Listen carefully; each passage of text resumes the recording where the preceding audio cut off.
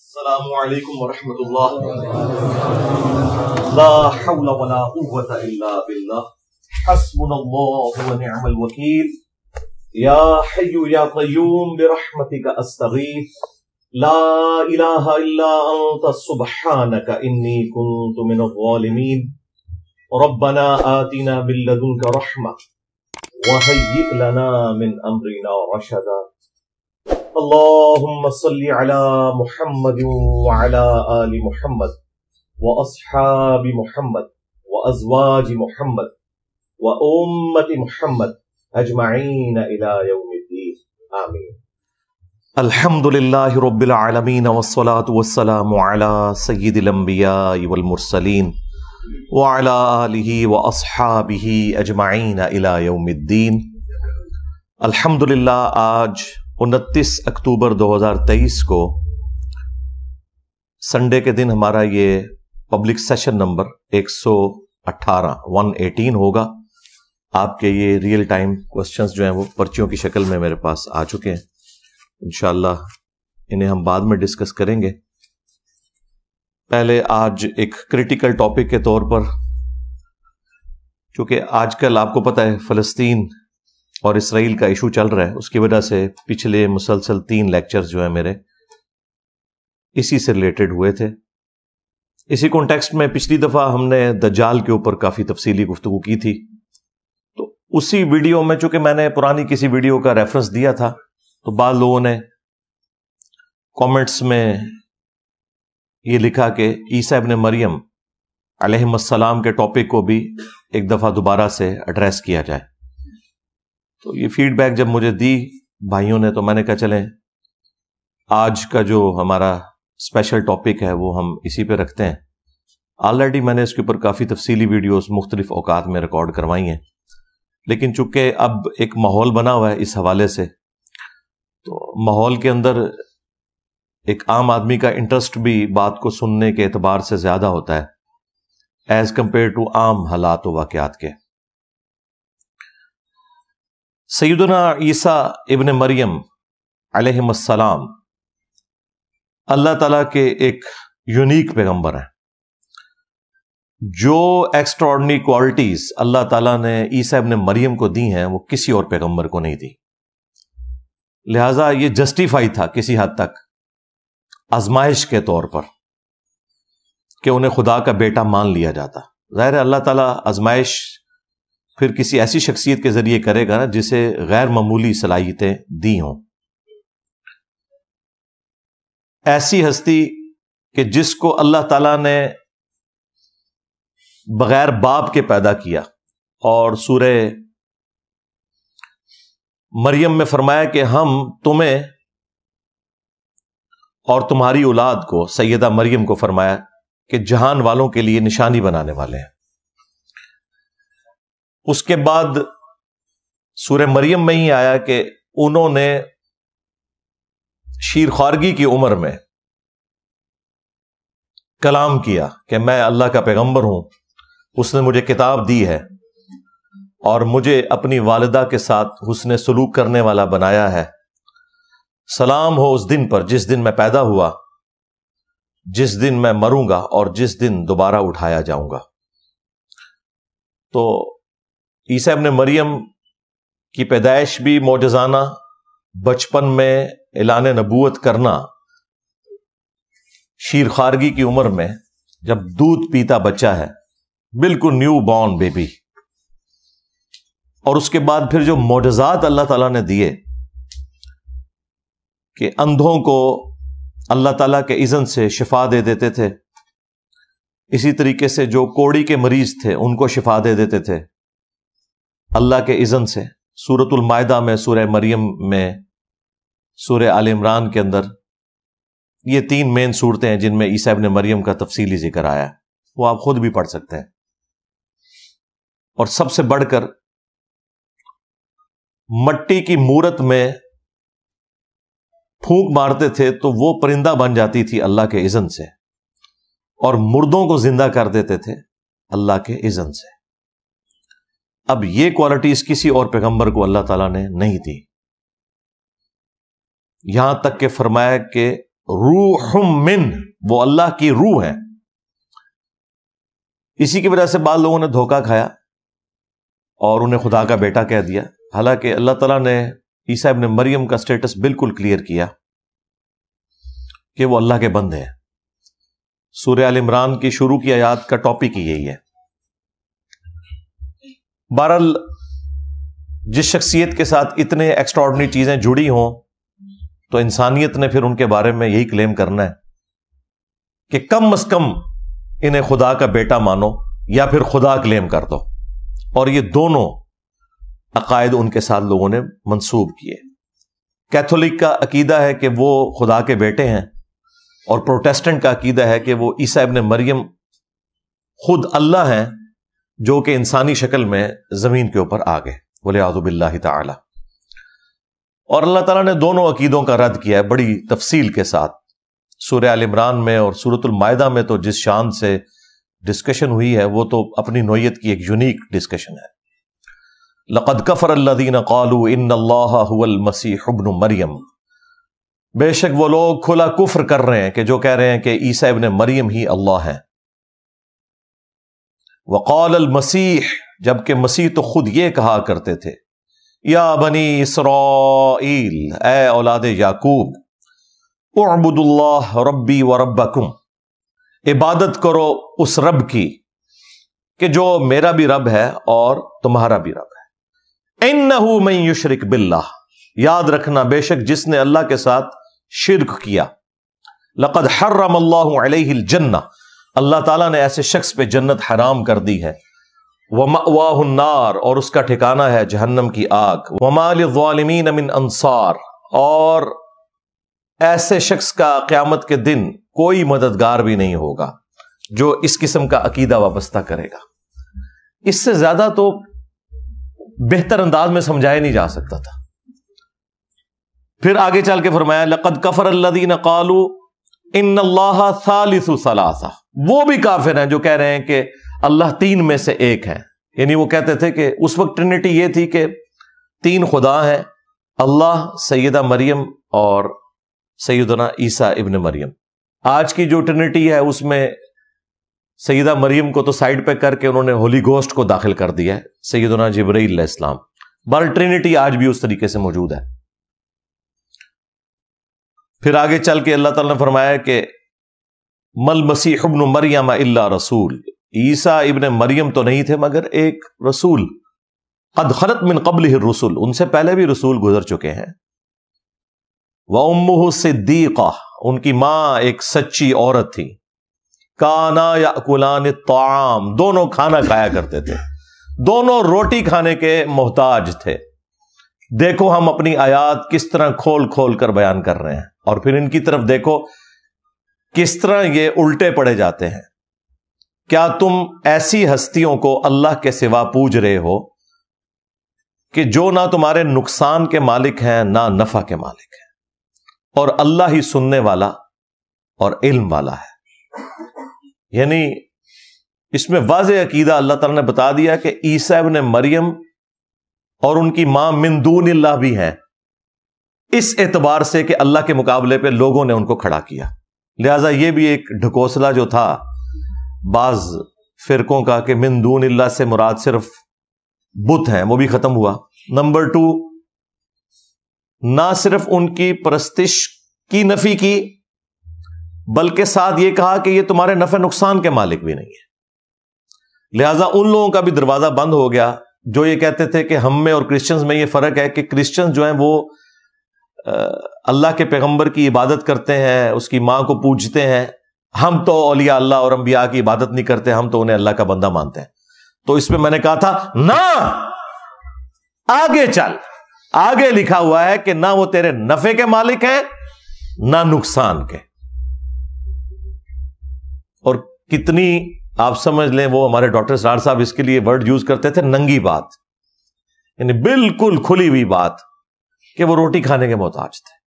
بھائی اگر عیسیٰ ابن مریم اور ان کی ماں روٹی کھانے کے محتاج ہیں اور وہ کسی کے نفع اور نقصان کے مالک نہیں ہیں تو سرکار بابد شاہی کوئی نہیں. بالکل قرآن کی ہر آیت سے یہی رزلٹ نکلتا ہے کہ بابد شاہی کوئی نہیں. عیسیٰ کے جیسا ہے ہی کوئی نہیں، تیرے بابے تھے، شاہ ہی کوئی نہیں۔ اگر عیسیٰ ابن مریم کو اللہ تعالیٰ نے سینٹرڈ کیا تو صرف اس لیے کہ آپ کے سامنے یہ مقدمہ بالکل واضح ہو جائے کہ اگر عیسیٰ ابن مریم جو اولو العزم پیغمبروں میں سے ہیں، 5 اولو العزم پیغمبر قرآن میں رپورٹ ہوئے ہیں، سورۃ الاحزاب میں، سورہ الشورى کے اندر، محمد رسول اللہ صلی اللہ علیہ وآلہ وسلم، ابراہیم خلیل اللہ، موسیٰ کلیم اللہ، نوح نجی اللہ، اور عیسیٰ روح اللہ علیہم السلام اجمعین، ان میں سے ایک ہیں۔ اگر ان کا یہ سٹیٹس ہے کہ وہ روٹی کھانے کے محتاج ہیں، کسی کے نفع نقصان کے وہ مالک نہیں ہیں، تو سرکار پھر باقیوں کو تو آپ چھوڑ دیں۔ اور پھر سورۃ المائدہ میں اللہ تعالیٰ نے جتنے سخت الفاظ کے اندر اس ٹاپک کو ایڈریس کیا ہے، لقد کفر الذین قالوا ان اللہ هو المسیح ابن مریم، بے شک وہ لوگ کھلا کفر کر رہے ہیں کہ جو کہہ رہے ہیں کہ اللہ ہی عیسیٰ ابن مریم ہے، نعوذ باللہ۔ قل فمن یملک من اللہ شیئا، یہ شیئا بابت شاہی کوئی نہیں، یہ عربی سے لفظ آیا ہوا ہے۔ اے نبی ان سے فرماؤ اللہ کا کوئی کیا بگاڑ لے گا اگر اللہ ارادہ کرے کہ عیسیٰ ابن مریم کو، ان کی ماں کو، اور جتنے زمین میں ہیں سب کو ہلاک کر دے، یعنی سارے باب فارغ، تب بھی اللہ کو کوئی پوچھ نہیں سکتا۔ تو یہاں پہ اللہ تعالیٰ نے توحید کو پھر اسٹیبلش کیا۔ غصہ تھا کرسچنز پہ، سینٹرڈ کسے کیا؟ عیسیٰ ابن مریم کو، کیونکہ اللہ تعالیٰ کو تو کوئی آر نہیں ہے، یہ کائنات اس نے اس لیے نہیں بنائی ہے کہ اس کے پیغمبروں کو خدا مان لیا جائے۔ جب توحید سمجھائے گا اللہ تعالیٰ پھر اسی طریقے سے سمجھائے گا کہ اگر اللہ عیسیٰ، اس کی ماں اور سب کو ہلاک کرتے۔ اچھا، وصال شریف بھی نہیں فرمایا، وفات شریف بھی نہیں، ہلاک کا لفظ ہے صرف یہ بتانے کے لیے کہ خالق اور مخلوق میں کتنا فرق ہے۔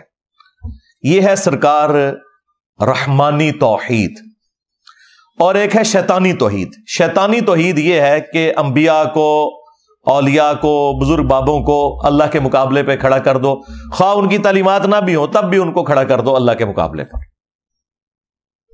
پھر ظاہر ہے کہ جب اس طرح کا معاملہ ہوگا پھر اس لیول پہ اتر کے اللہ تعالیٰ سمجھائے گا کہ عیسیٰ کو خدا مانے ہو، اگر اللہ عیسیٰ کو، اس کی ماں کو، سب کو ہلاک کر دے، اللہ کا کوئی کیا بگاڑ لے گا؟ تو پھر اس لیول پہ اتر کے بات کو سمجھانا پڑتا ہے۔ اور دیکھیں سیدنا ابوبکر صدیق رضی اللہ تعالیٰ عنہ نے کس طریقے سے عقیدہ امت کو دیا کہ نبی علیہ السلام کی میت کے اوپر جب انہوں نے خطبہ دیا ہے حمد و صلات کے بعد، صحیح بخاری میں کم از کم 4 جگہ یہ خطبہ آیا ہے، تو آیات بعد میں پڑھی ہیں، پہلے انہوں نے اپنی طرف سے ایک جملہ بولا جو نہ قرآن میں تھا نہ حدیث میں تھا۔ جس طرح میرے اوپر یہ اعتراض کرتے ہیں نا انجینئر صاحب یہ جملے کیوں بولتے ہیں، حضرت ابوبکر صدیق نے بھی خود جملے بولے ہیں، شارح تو نہیں تھے، وہ بھی نبی علیہ السلام کے صحابی تھے، بہرحال امتی تھے، فالو تو انہوں نے بھی دین کو ہی کرنا ہے۔ الا من کان یعبد محمدا فان محمدا قد مات، آگاہ ہو جاؤ جو بھی تم میں محمد کی عبادت کرتا تھا وہ جان لے کہ محمد مر گئے۔ وصال فرما گئے، وفات فرما گئے، کوئی الفاظ نہیں، حالانکہ یہ بھی عربی کے الفاظ تھے۔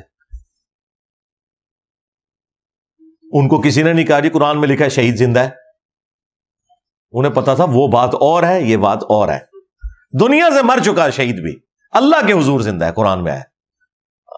دنیا میں اگر زندہ ہے تو اس کی بیوی پھر کیا دوبارہ نکاح کر کے زنا کر رہی ہوتی ہے؟ بھائی مر چکا ہے، اسی لیے وہ کسی اور مرد سے شادی کرتی ہے، اللہ کے حضور زندہ ہے۔ ہاں، نبی کی بیوی اس لیے نہیں کرتی ہے کہ وہ امت کی ماں ہے،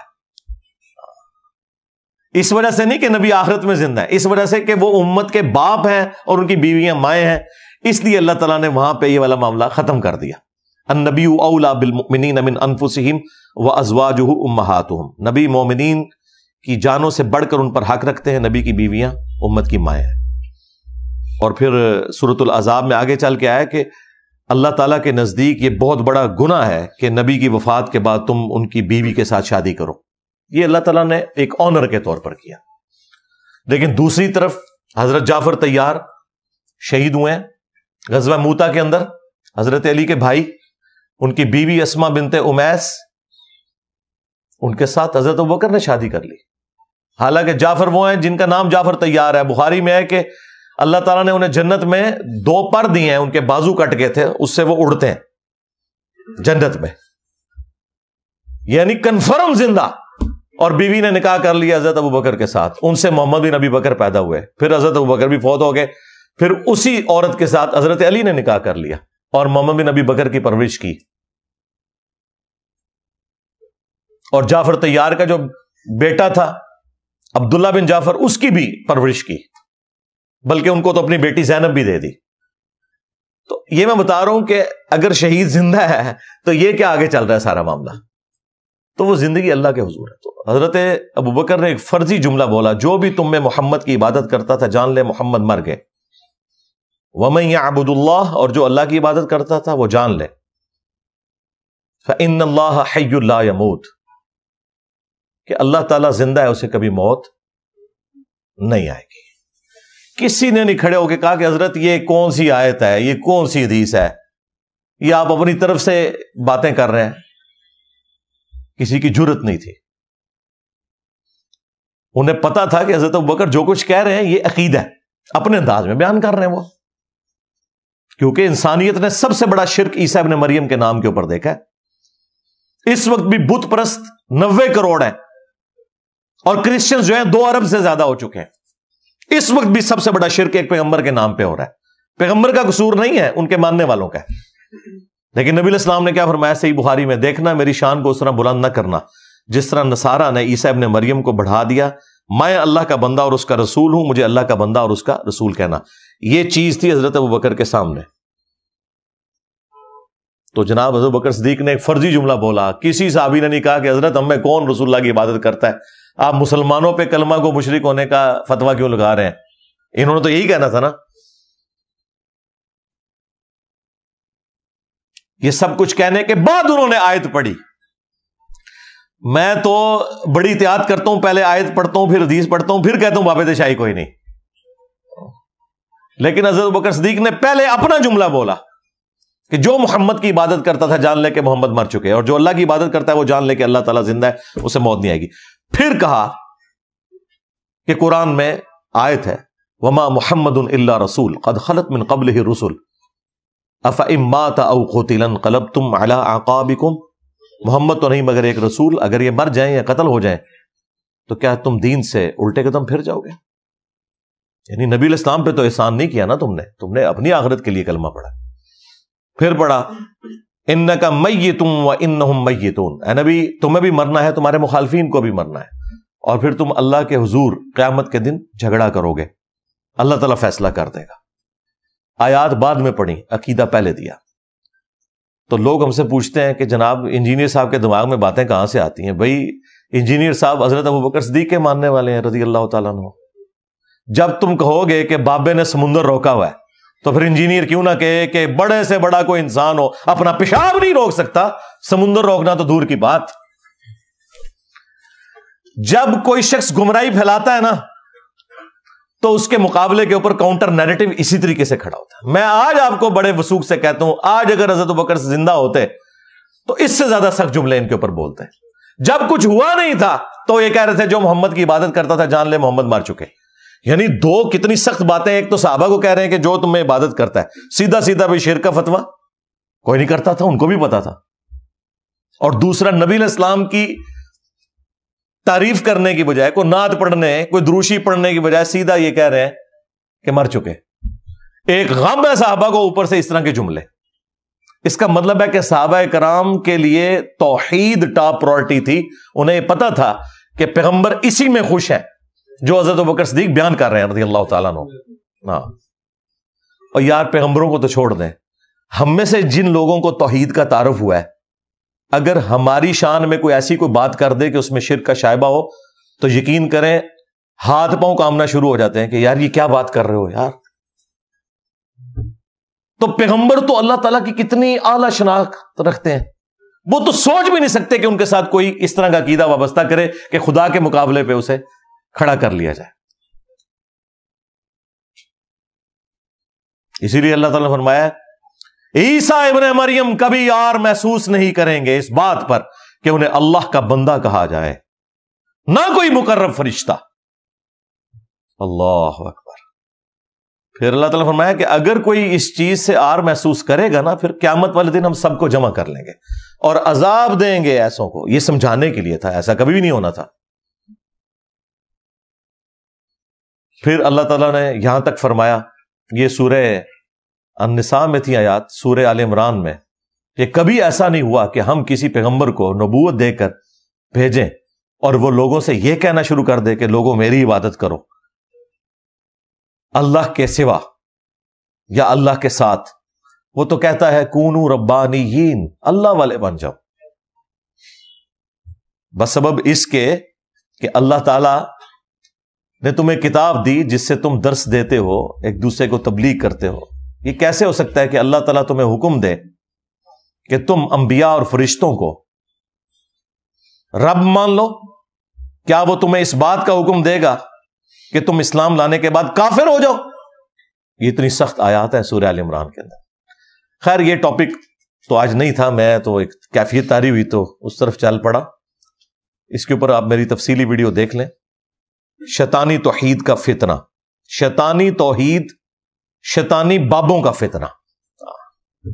یہ بابوں کی توحید ہے، پیغمبروں کی توحید کوئی اور ہے، وہ ہے جو قرآن میں رپورٹ ہوئی ہے۔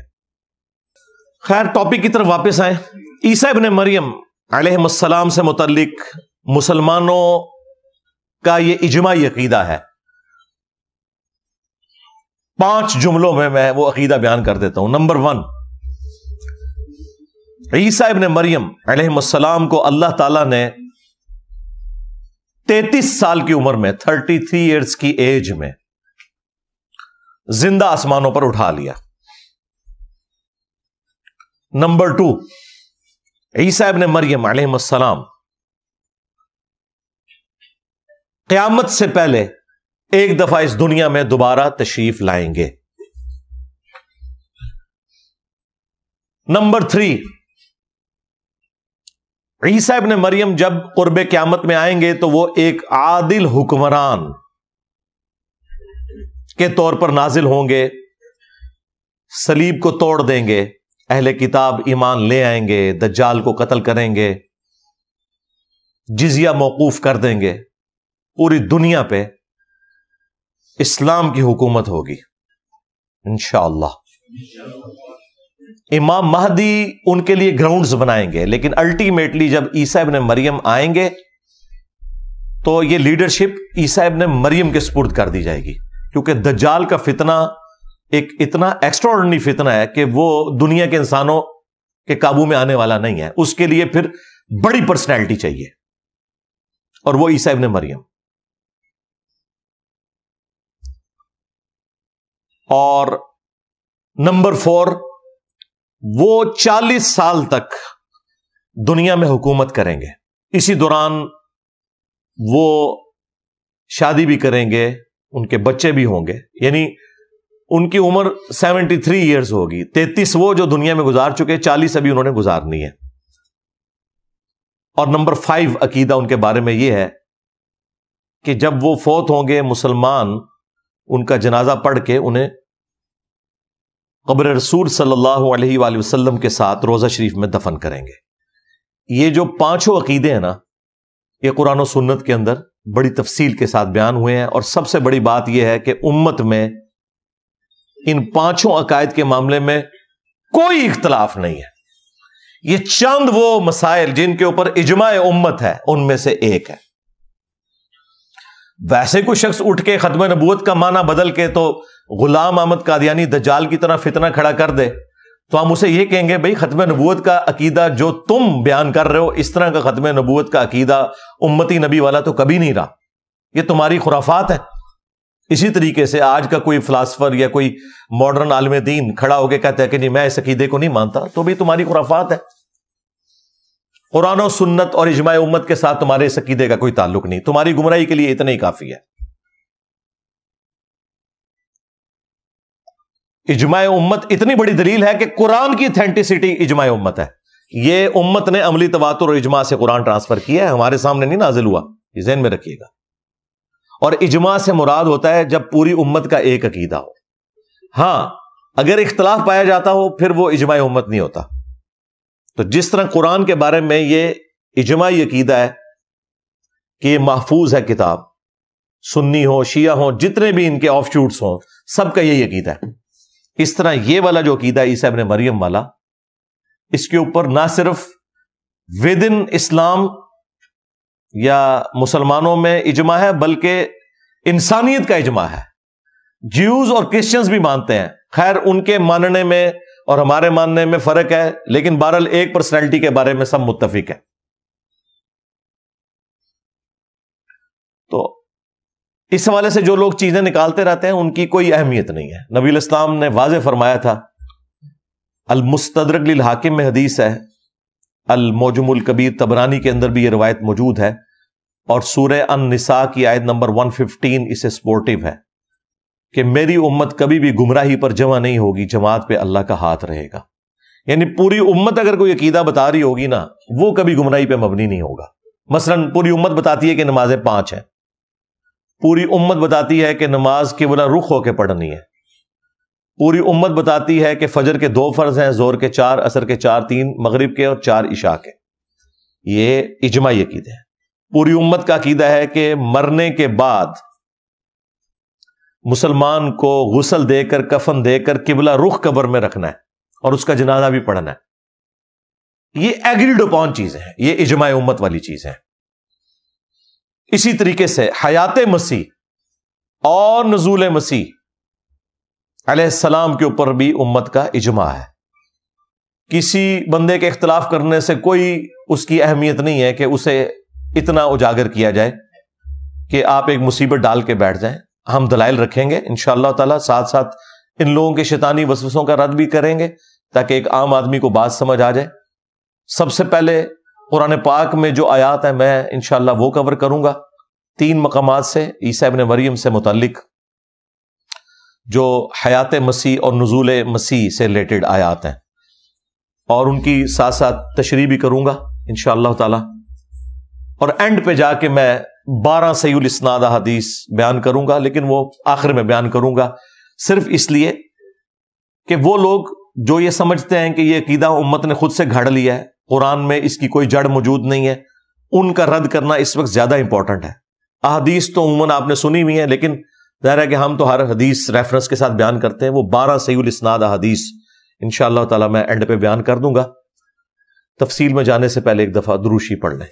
اللہم صلی علی محمد وعلی آل محمد واصحاب محمد اجمعین الی یوم الدین. ہاں جی، پہلا مقام جو ہے جی وہ سورہ النساء کی آیت نمبر 156 آنورڈ. سورۃ النساء کنکلوڈ ہو رہی ہے ان آیات کے اندر. جیوز نے جو اللہ تعالیٰ کی نافرمانیاں کی ہیں ان کی ایک فہرست آپ سمجھ لیں، پورا مقدمہ ان پہ قائم کیا. انہی میں سے ایک چیز اللہ تعالیٰ نے بیان فرمائی عیسیٰ ابن مریم کے حوالے سے کہ اللہ تعالیٰ نے جیوز کے دلوں پر جو مہر لگا دی اس کی چند وجوہات میں سے ایک وجہ یہ بھی تھی.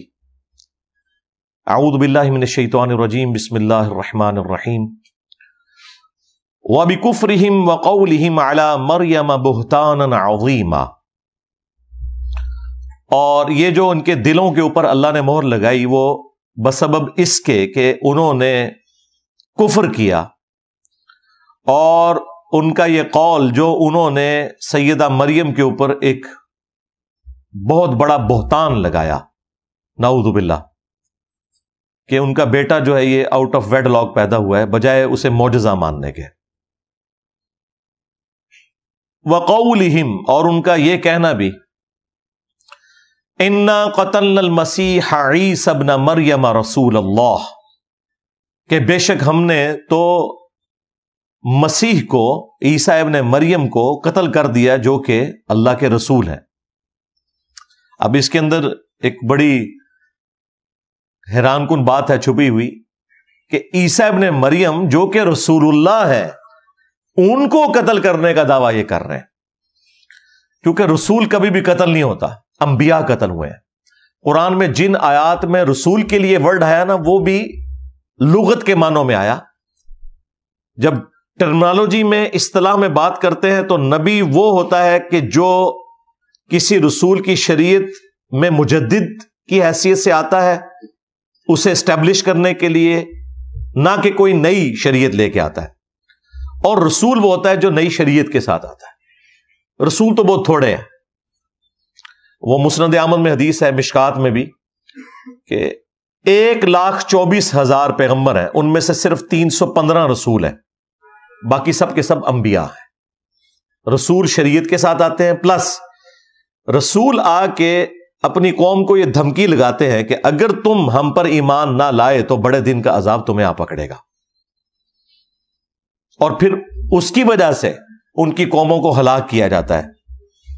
جس طرح نوح علیہ السلام رسول تھے, ہود علیہ السلام, صالح علیہ السلام, شعیب علیہ السلام, لوط علیہ السلام.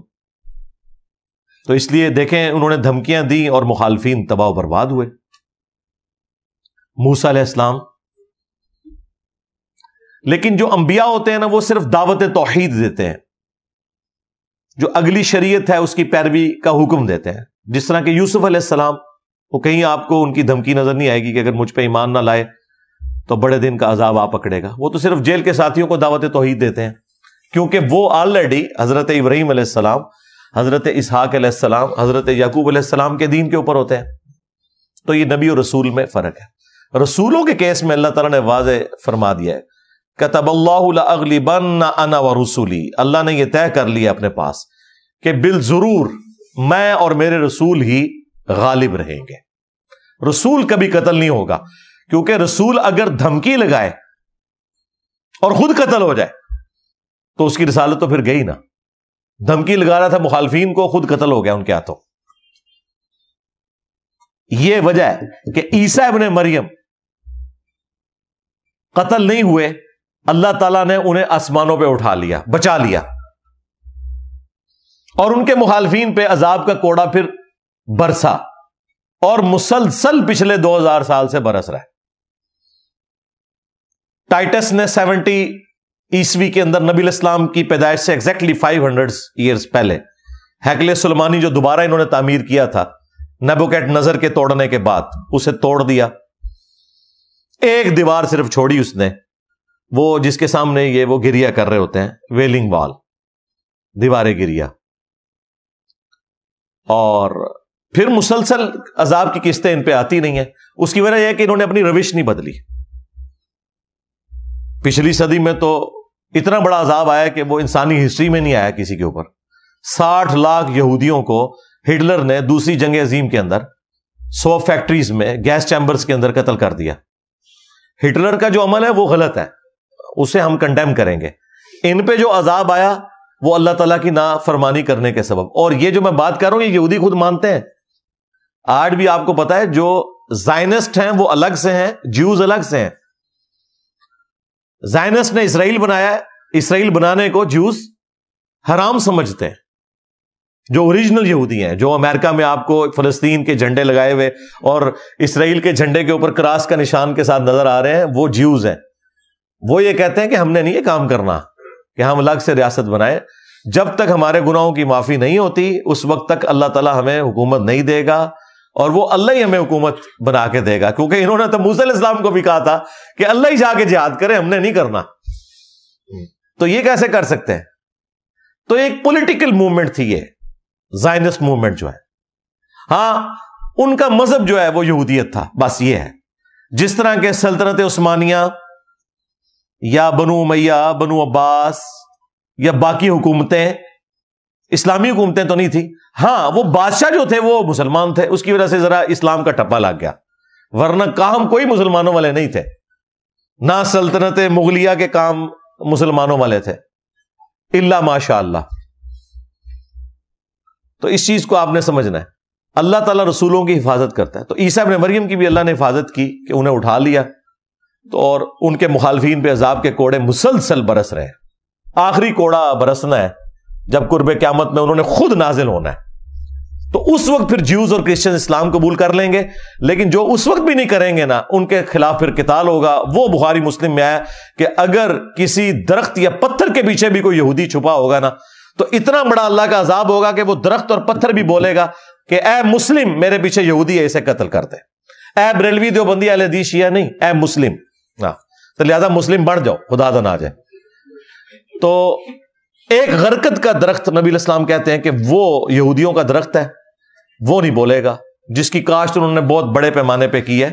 انہوں نے تو خیر کسی اور وجہ سے کی، بہرحال الٹیمیٹلی اس کے پیچھے یہ وجہ بھی ہے، وہ بہت بڑی جھاڑی ہوتی ہے ریگستان میں، اتنی گھنی جھاڑی وہی اگ سکتی ہے۔ اس میں ایک بندہ کیا، کئی بندے بھی آپ چھپا دے تو نظر ہی نہ آئے، درخت نما جھاڑی ہے وہ۔ تو وہ غرقد کا درخت ان کو پناہ دے گا، ادروائز وہ قتل کیے جائیں گے میدان جنگ میں۔ عام حالت میں نہیں قتل کرنا، نہ کسی مسلمان نے یہودی کو، نہ کسی یہودی نے مسلمان کو، صرف میدان جنگ کا معاملہ ہے۔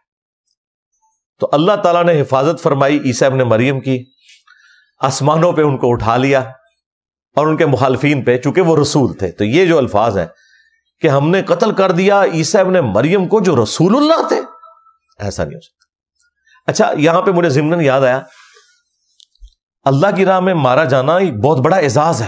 ہر نبی کی خواہش ہوتی ہے کہ وہ قتل ہو، ہر رسول کی خواہش ہوتی ہے کہ وہ اللہ کی راہ میں شہید ہو، لیکن اللہ کا رول اپنی جگہ ہے، اس رول سے باہر کوئی خواہش اللہ تعالیٰ پوری نہیں فرماتا، لیکن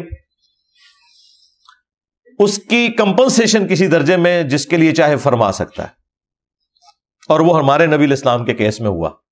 بخاری مسلم میں حدیث ہے کہ میری خواہش ہے کہ میں اللہ کی راہ میں قتل کیا جاؤں، پھر زندہ کیا جاؤں، پھر قتل کیا جاؤں، پھر زندہ کیا جاؤں، پھر قتل کیا جاؤں۔ خواہش تو تھی، لیکن کیسے قتل ہوتے؟ کتب اللہ لاغلبن انا ورسولی، اللہ نے تو یہ طے کر لیا رسول قتل نہیں ہوں گے۔ نبی علیہ السلام تو رسول تھے، وہ نبی تو نہیں تھے، یعنی نبی ان معنوں میں کہ صرف نبی نہیں تھے، رسول تھے، تو نہیں قتل ہو سکتے تھے۔ اللہ نے ایک اس کا آلٹرنیٹو دیا، اور وہ یہ صحیح بخاری کے اندر موجود ہے۔ نبی علیہ السلام اپنی وفات کے دنوں میں یہ کہتے تھے کہ خیبر کے موقع پر جو مجھے ایک یہودیہ نے زہر دیا تھا، وہ مسلسل میری رگیں کاٹ رہا ہے، اور آج میں اس کی تکلیف میں ہوں۔ یعنی نبی علیہ السلام کو جو زہر دیا گیا 4 سال پہلے آلموسٹ خیبر کے موقع پر، اللہ نے اس زہر کو واپس لوٹایا، اور اس زہر کے اثر سے نبی علیہ السلام کی وفات ہوئی۔ تو آنرری طور پہ آپ کو شہادت مل گئی، ورنہ اس وقت تو کئی صحابہ شہید ہو گئے تھے۔ ابو داؤد میں بڑی تفصیلی حدیث ہے، بخاری میں موجود ہے، بلکہ اس یہودیہ کو پھر قصاص کے طور پر قتل بھی کروایا گیا تھا۔ اس سے پوچھا گیا یہ کیا حرکت کی ہے؟ اس نے کہا کہ میں نے اس لیے کی کہ اگر تو یہ اللہ کے رسول ہیں تو اللہ تعالیٰ ان کی حفاظت کر لے گا، اور اگر یہ اللہ کے رسول نہ ہوئے تو ہماری جان چھوٹ جائے گی ان سے۔ وہ تو بخاری کے الفاظ ہیں، جب نبی علیہ السلام نے اپنی زبان پہ وہ بوٹی کا ٹکڑا رکھا، وہ جو بکری کا گوشت تھا، تو اس گوشت میں سے آواز آئی کہ مجھے نہ کھائیں، میرے اندر زہر ہے۔ اس وقت پھر نبی علیہ السلام کو پتہ چلا، آپ نے فوراً تھوک دیا، لیکن وہ کچھ اثر تو رہا، کچھ صحابہ تو نگل چکے تھے تو وہ شہید بھی ہو گئے، اور نبی علیہ السلام کو نہیں ظاہر پتا تھا کہ اس کے اندر زہر ہے۔ یہ جو علم غیب کا عقیدہ انہوں نے خود ساختہ بنایا تھا۔ علم غیب یہ ہے کہ جب اللہ بتائے گا، اللہ نہ بتائے تو نبی نے اپنے سامنے تو اپنے ساتھیوں کو اس طرح قتل نہیں ہونے دینا تھا۔ حریص علیکم بالمؤمنین رؤوف الرحیم صلی اللہ علیہ وآلہ وسلم، مومنین کی جانوں سے بڑھ کر ان پر حریص ہیں، ان سے محبت کرنے والے ہیں، تو یہ ہو نہیں سکتا تھا۔ بہرحال وہ پھر زہر عود کر آیا، اور نبی علیہ السلام کی وفات اس کی وجہ سے ہوئی۔ آنری طور پہ آپ کو شہادت بھی مل گئی، لیکن وہ چیز اپنی جگہ ہے کہ اللہ تعالیٰ رسولوں کی حفاظت فرماتا ہے۔ وَقَوْلِهِمْ إِنَّا قَتَلْنَا الْمَسِيحَ عِيسَى ابْنَ مَرْيَمَ رَسُولَ اللَّهِ وَمَا قَتَلُوهُ، انہیں قتل نہیں کیا گیا، وَمَا صَلَبُوهُ، نہ انہیں سولی چڑھایا گیا، وَلَكِنْ شُبِّهَ لَهُمْ، بلکہ معاملہ ان کے لیے ایمبیگوس ہو گیا، مشتبہ ہو گیا، ان کے قاتلین کو یہ پتہ ہی نہیں چلا کہ وہ کس کو قتل کر رہے ہیں۔ وَإِنَّ الَّذِينَ اخْتَلَفُوا فِيهِ، اور بے شک اس معاملے میں جو لوگ اختلاف کر رہے ہیں، لفی شک من، وہ ان کے معاملے میں شک میں ہیں، انہیں کوئی یقین سے نہیں پتا. ظاہر ہے کہ جیوز اور کرسچنز دونوں اس کے اوپر متفق ہیں کہ انہوں نے ایک بندے کو سولی چڑھا دیا، عیسیٰ ابن مریم کو. یہودیوں نے چڑھایا اور کرسچنز انہیں اس معاملے میں عیسیٰ ابن مریم کا قاتل سمجھتے ہیں. اسی وجہ سے ان دونوں نے کبھی بھی ایکا نہیں کیا. یہ آج جو آپ کو ایکا نظر آ رہا ہے اس کی ریزن کوئی اور ہے، وہ میں دجال والی ویڈیو میں بتا چکا ہوں. ما لہم بہ من علم، اس معاملے میں ان کے پاس کوئی علم والی بات تو ہے نہیں ہے. الا اتباع الظن، سوائے اس کے کہ یہ اپنے گمان کی پیروی کر رہے ہیں. وما قتلوہ یقینا، اور یقیناً انہیں قتل نہیں کیا گیا. بل رفعہ اللہ الیہ، بلکہ اللہ تعالیٰ نے انہیں بلند کر لیا اپنی طرف. وکان اللہ عزیزا حکیما، اور بے شک اللہ تعالیٰ غالب ہے، حکمت والا ہے. یہ اللہ کی حکمت ہے. اللہ تعالیٰ اس بات پر بھی غالب تھا کہ جو لوگ انہیں قتل کرنا چاہ رہے تھے انہیں تباہ کر دیتا، لیکن اللہ کی حکمت یہ ہے کہ ان کو اس وقت کچھ نہیں کہا. عیسیٰ ابن مریم کو ہی اللہ تعالیٰ نے اوپر اٹھا لیا. اس میں واضح آ گیا کہ نہ وہ قتل ہوئے نہ سولی دیے گئے، اور یقیناً وہ قتل نہیں ہوئے، بلکہ اللہ نے انہیں اپنے پاس اٹھا لیا. اب یہ بڑا اچھا موقع تھا کہ یہاں پہ اللہ تعالیٰ فرماتا کہ وہ اپنی نیچرل ڈیتھ فوت ہوئے، فلاں جگہ ان کی قبر ہے. نہیں، فوت ہونے کا ذکر ہی نہیں ہے.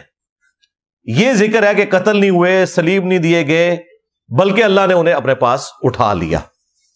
تو یہ اتنے غیر معمولی الفاظ بتا رہے ہیں کہ اللہ تعالیٰ نے انہیں زندہ اٹھایا. اور اس کی جو تفصیلات ہیں وہ جو مسلم مفسرین ہیں، امام طبری ہوں یا امام ابن کثیر ہوں، انہوں نے مختلف روایتیں نقل کی ہیں. ظاہر ہے کہ اس کی تفصیلات نبی علیہ السلام نے تو کوئی بیان نہیں فرمائی، بس اتنا ہی عقیدہ ہے کہ یہ اللہ تعالیٰ نے انہیں زندہ آسمانوں پہ اٹھا لیا. لیکن وہ ایونٹ کیا ہوا تھا وہ تفصیلات ہمیں نہیں بتائی گئی ہیں. بعد میں پوپ کی لائبریری سے 17ویں صدی کے آغاز میں، آلموسٹ آج سے کوئی 400 سال پہلے، ایک انجیل کا ورژن نکلا تھا، انجیل برناباس کا. اب کرسچنز تو انجیل برناباس کو نہیں مانتے. بعد میں ٹرکی میں بھی ایک سمگلنگ کے دوران بھی کچھ سال پہلے ایک اس کا نسخہ ایک بندے کے ہاتھ لگ گیا تھا، اور وہ اب ٹرکی کے میڈیا کا تو دعویٰ ہے کہ وہ 1500 سال پرانا نسخہ ہے، نبی علیہ السلام کی پیدائش سے بھی پہلے کا ہے. اگر واقعی ایسا ہے اور اس میں وہی کچھ لکھا ہوا ہے تو یہ تو بڑی غیر معمولی بات ہے، کیونکہ پھر مسلمانوں پہ تو الزام نہیں لگایا جا سکتا کہ یہ انہوں نے خود لکھا ہے. لیکن اس کی کوئی کاربن ڈیٹنگ نہیں ہوئی بھی، لہٰذا میں وثوق سے نہیں اسے آن کر سکتا کہ واقعی وہ 1500 سال پرانا ہے. میں نے انجیل برناباس پڑھی ہے، اس کا جو مزاج ہے اس کتاب کا، اس میں تو مجھے نہیں لگتا کہ یہ کتاب کسی بھی اعتبار سے اللہ تعالیٰ کی طرف سے نازل ہوئی انجیل ہے. اور مسلمانوں میں چند سکالرز ہیں جو کرسچنز کے ساتھ اس معاملے میں ایگری کرتے ہیں کہ یہ کسی مسلمان نے لکھ کے برناباس کے متھے ماری ہے. اس میں بڑی عجیب و غریب چیزیں بھی ہیں. اور دوسرا، الہامی کتابیں سینٹرڈ اراؤنڈ گاڈ ہوتی ہیں، وہ سینٹرڈ اراؤنڈ نبی علیہ السلام کے ہے. حتیٰ کہ اس میں یہاں تک لکھا ہوا ہے کہ حضرت آدم علیہ السلام کو جب اللہ تعالیٰ نے پیدا کیا تو ان کے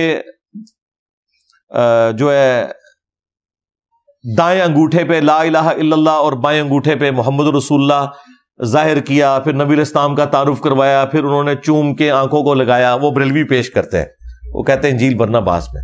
تو کسی بریلوی نے اس زمانے کے لکھی ہوئی ہے یہ. تو میں تو ایگری نہیں کرتا کیونکہ اس کا مزاج ہی نہیں ہے.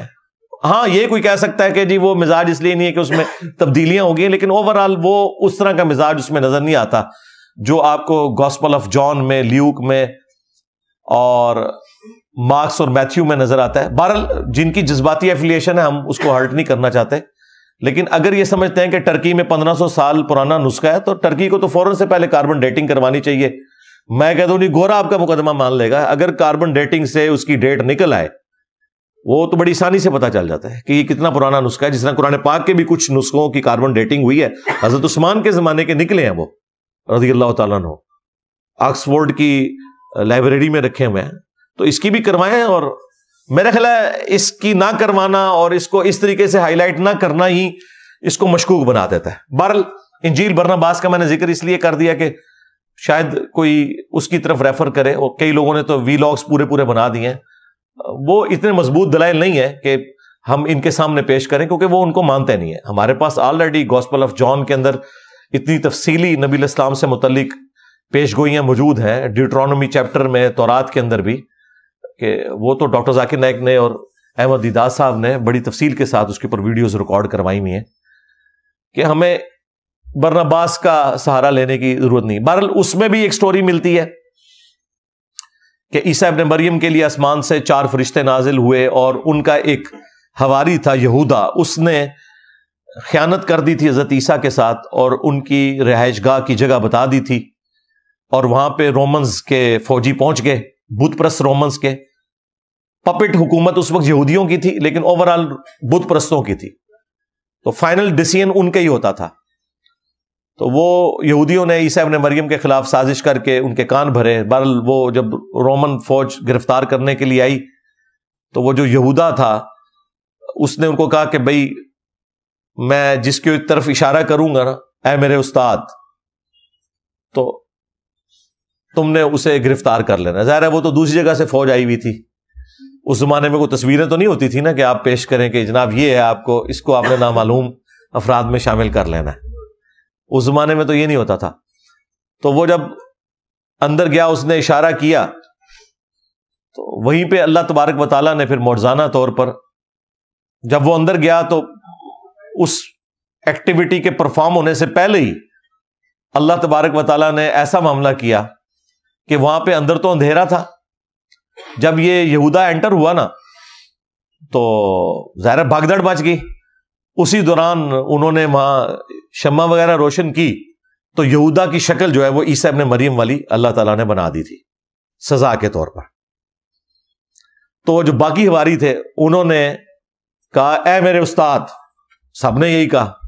تو رومن فوج نے اس کو پکڑ لیا اور پکڑ کے اسے سولی چڑھا دیا۔ اسی طرح کی تفصیلات آپ کو ابن کثیر میں اور تبری میں ملیں گی، لیکن اس میں ذرا ڈیفرنٹ انداز میں ملتی ہیں۔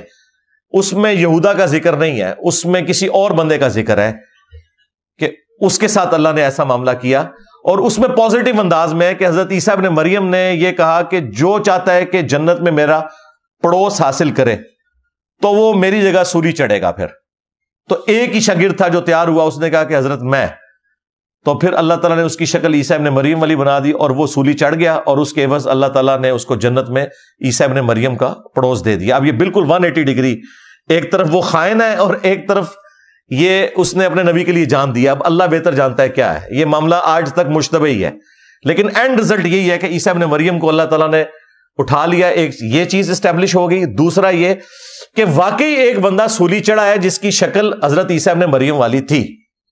لہذا جیوز اور کرسچنز جو یہ کہہ رہے ہیں نا کہ عیسیٰ ابن مریم کو سولی دیا گیا، یہ بات 50% درست ہے کہ ان کی شکل کے ایک بندے کو سولی دی گئی ہے۔ یہ مسلمان جو کہتے ہیں نا یہ جھوٹ بول رہے ہیں، یہ جھوٹ اس لیے کہ وہ عیسیٰ ابن مریم نہیں تھے، لیکن شکل ان کی وہی تھی، لہذا فتویٰ تو ظاہر کے اوپر لگتا ہے نا، ان کو تو نہیں پتا تھا، نہ اس وقت کوئی ڈی این اے ٹیسٹ والا معاملہ تھا۔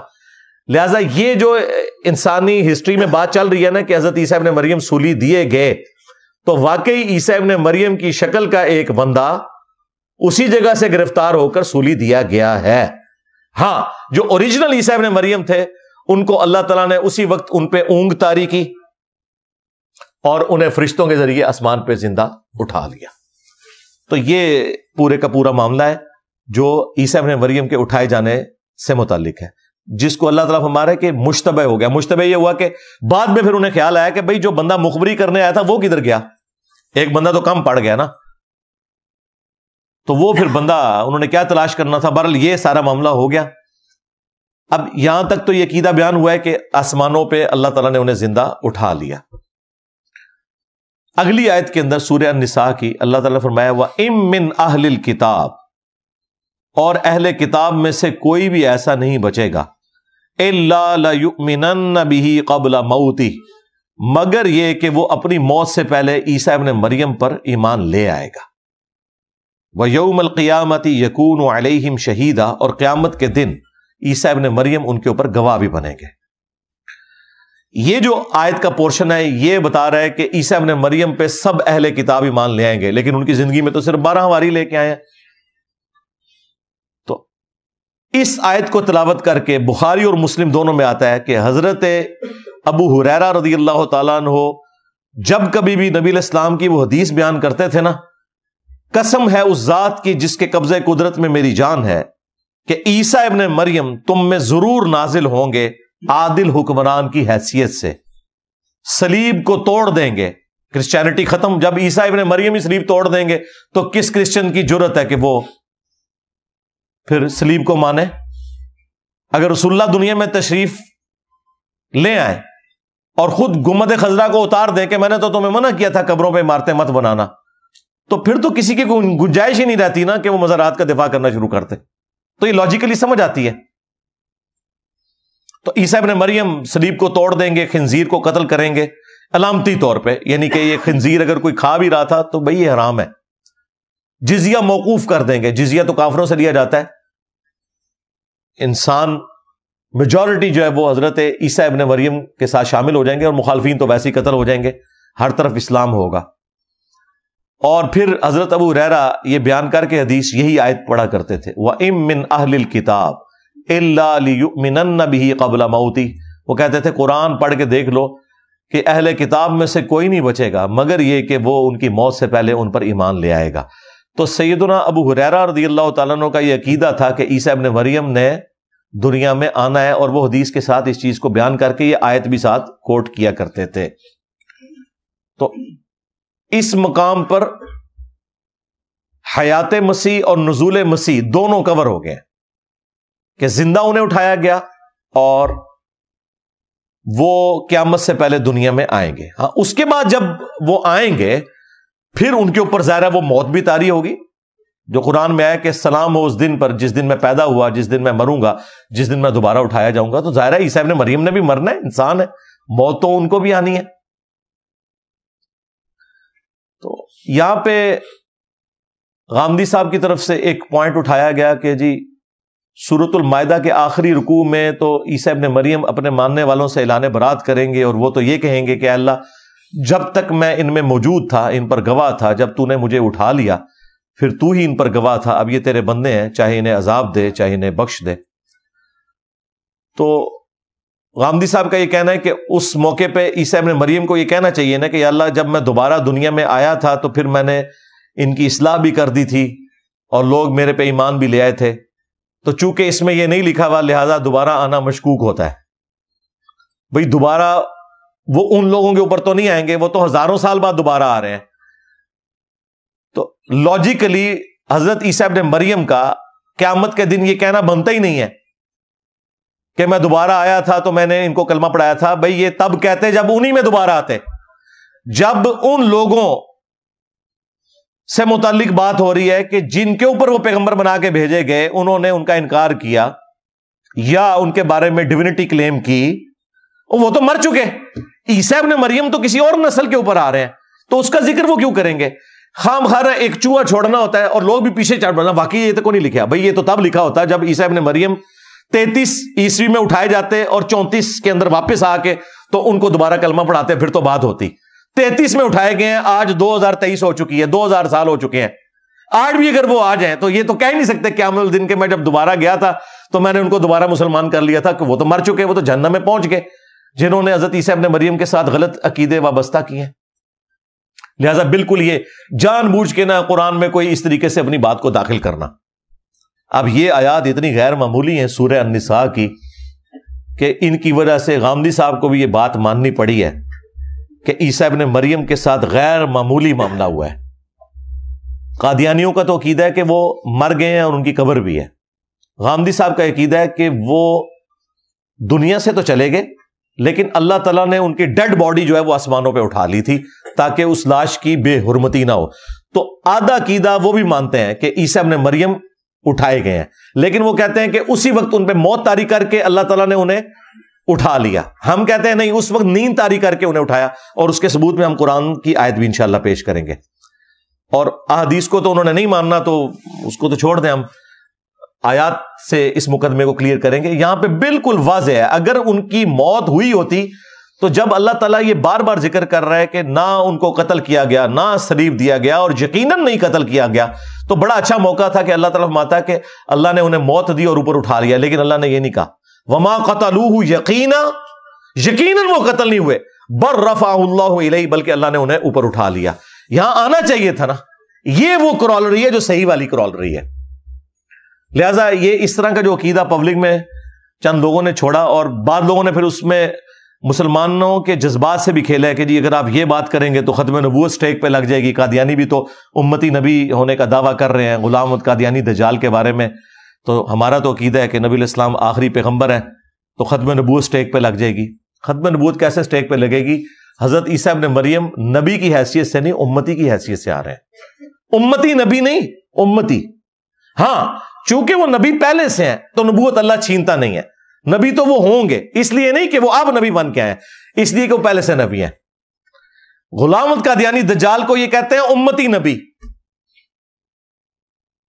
اور وہ کہتے ہیں کہ اس امت میں وہ نبی بن کے آیا ہے امتی نبی کی حیثیت سے، جبکہ عیسیٰ ابن مریم کے بارے میں ہمارا یہ عقیدہ نہیں ہے کہ وہ امتی نبی ہیں، نہیں، بلکہ وہ امتی بن کے آئے ہیں، نبی وہ پہلے سے تھے، اس امت میں وہ نبی بن کے نہیں آئے۔ یہ بالکل دو ڈیفرنٹ چیزیں ہیں، ان کو مکس کرنا، بھائی ایک نقطے سے محرم مجرم بن جاتا ہے، ایک جاب و قبول سے اور حق مہر سے بدکاری جو ہے وہ نکاح میں کنورٹ ہو جاتی ہے، بڑا فرق ہوتا ہے۔ چند چیزوں کے مماثلت سے آپ اپنی مرضی سے کوئی عقیدہ انجیکٹ نہیں کر سکتے۔ ایکسیپشنز تو ہر جگہ موجود ہوتی ہیں۔ ختم نبوت کے ہوتے ہوئے حضرت عیسیٰ ابن مریم کا دنیا میں آنا، اسی ایکسیپشن قرآن میں نبی علیہ السلام نے احادیث میں بیان کر دی ہوئی ہے، اور اس طرح کی اور کئی ایکسیپشنز ہیں۔ یہ غامدی صاحب وہی ایک گھنونا کھیل کھیل رہے ہیں کہ اگر کوئی شخص قرآن سے یہ کھیل کھیلنا شروع کر دے کہ قرآن میں تو سورہ یاسین میں اور سورہ واقعہ میں لکھا ہے کہ جو مر گیا وہ دوبارہ دنیا میں واپس نہیں آئے گا، لہٰذا قرآن میں جو یہ لکھا ہے کہ عیسیٰ ابن مریم مردوں کو زندہ کرتے تھے، یہ فراڈ ہے، فراڈ ہی ہوا نا پھر۔ تو کیا کہیں گے یہ غامدی صاحب کہ نہیں، وہ جنرل رول ہے، یہ ایکسیپشن ہے ایک چھوٹی سی بیچ میں کہ عیسیٰ علیہ السلام کے لیے اللہ نے ان کی نبوت بنوانے کے لیے وقتی طور پہ مردوں کو زندہ کیا، تو وہ جنرل رول کیوں ٹوٹ گیا؟ کہیں گے نہیں وہ ٹوٹا نہیں ہے، یہ ایکسیپشن ہے۔ سرکار عیسیٰ ابن مریم کے آنے سے بھی یہ وہ ایکسیپشن ہے جس سے ختم نبوت پہ فرق نہیں پڑتا۔ اس طرح تو قرآن میں اور کئی مثالیں موجود ہیں کہ اگر آپ پک اینڈ چوز کرنا شروع کر دیں گے تو پھر ہم یہ ایکسیپشنز والا جو معاملہ ہے نا، اس کو یکلخت نگلیکٹ کریں گے۔ تو یہ ایکسیپشنز والا معاملہ آلریڈی قرآن پاک میں موجود ہے۔ اللہ تعالیٰ جنرل رول کے طور پہ ایک بات کرتا ہے، پھر اس میں ایکسیپشن بھی ہوتی ہے۔ دینی احکامات میں بھی کئی جگہ یہ چیزیں مثال کے طور پہ موجود ہیں۔ اب یہ وہ مقام تھا جس میں واضح عقیدہ آ گیا۔ دوسرا مقام جو ہے وہ سورہ آل عمران کی آیت نمبر ہے 55، جس میں سے بعض قادیانیوں نے بھی دھوکہ دیا، اور غامدی صاحب بھی یہاں پہ ایک لفظ کا ترجمہ موت کرتے ہیں۔ حالانکہ مجھے بڑی خوشی ہوئی کہ غامدی صاحب کے جو اپنے استاد ہیں نا، امین احمد اصلاحی صاحب، انہوں نے تدبر القرآن کے اندر آدھا عقیدہ وہی مانا ہے جو باقی مسلمانوں کا ہے کہ حضرت عیسیٰ ابن مریم کو زندہ اللہ نے آسمانوں پہ اٹھایا۔ انہوں نے کہا کہ کوئی عربی کا قرینہ بنتا ہی نہیں ہے کہ یہاں پہ کوئی متوفی کا ترجمہ جو ہے وہ موت کرے، اور انہوں نے سورہ النساء کی آیات کو جوڑ کے کہا کہ بالکل جسے تھوڑی بھی عربی سے واقفیت ہے، جس میں تھوڑا سا بھی کامن سینس موجود ہے، وہ کبھی یہ رزلٹ نہیں نکالے گا کہ حضرت عیسیٰ علیہ السلام کو اللہ نے موت دے کے اپنے پاس اٹھایا، بلکہ زندہ ہی اٹھایا۔ تو مجھے بڑی خوشی ہوئی کہ غامدی صاحب کے جو استاد ہیں، جو کافی یعنی اچھی چیزیں ان سے ڈاکٹر اسرار صاحب نے سیکھی، اور کچھ جو اجماعی عقیدوں کے خلاف چیزیں تھیں وہ غامدی صاحب نے سیکھ لیں۔ بہرحال اس معاملے میں غامدی صاحب والا ان کا عقیدہ نہیں ہے۔ اذ قال اللہ یا عیسیٰ، اور یاد کرو وہ وقت جب اللہ تعالیٰ نے فرمایا اے عیسیٰ، انی متوفیک، بے شک میں تجھے متوفی کروں گا۔ اب میں اس کا ترجمہ نہیں کر رہا، بلکہ میں ایسے متوفی، اب متوفی کن کن معنوں میں آتا ہے وہ میں بعد میں قرآن سے ڈسکس کروں گا۔ انی متوفی کا، بے شک میں تمہیں متوفی کروں گا، اور ہم اس کا ترجمہ اس طرح کرتے ہیں کہ میں تم پر نیند طاری کروں گا، وَرَافِعُكَ إِلَيَّ، اور پھر اپنے پاس اٹھا لوں گا. اب اگلے الفاظ وہی ہیں، اٹھا لوں گا. اب یہ میں نیند والا ترجمہ کیوں کر رہا ہوں؟ کیونکہ سورہ نساء میں ہو چکا ہے کہ نہ وہ قتل ہوئے نہ صلیب چڑھے، بلکہ اللہ نے انہیں اپنے پاس اٹھا لیا، اور وہاں اللہ نے کوئی ذکر ہی نہیں کیا کہ ان پہ موت طاری ہوئی یا نہیں. لہٰذا یہاں جو ہے یہ متوفی کا کیا ہے؟ نیند طاری ہونا. جیسا کہ سورۃ الانفال میں آیا کہ غزوہ بدر میں، غزوہ احد کے اندر مسلمانوں پہ اللہ تعالیٰ نے سکونت طاری کرنے کے لیے نیند کا غلبہ کر دیا تھا.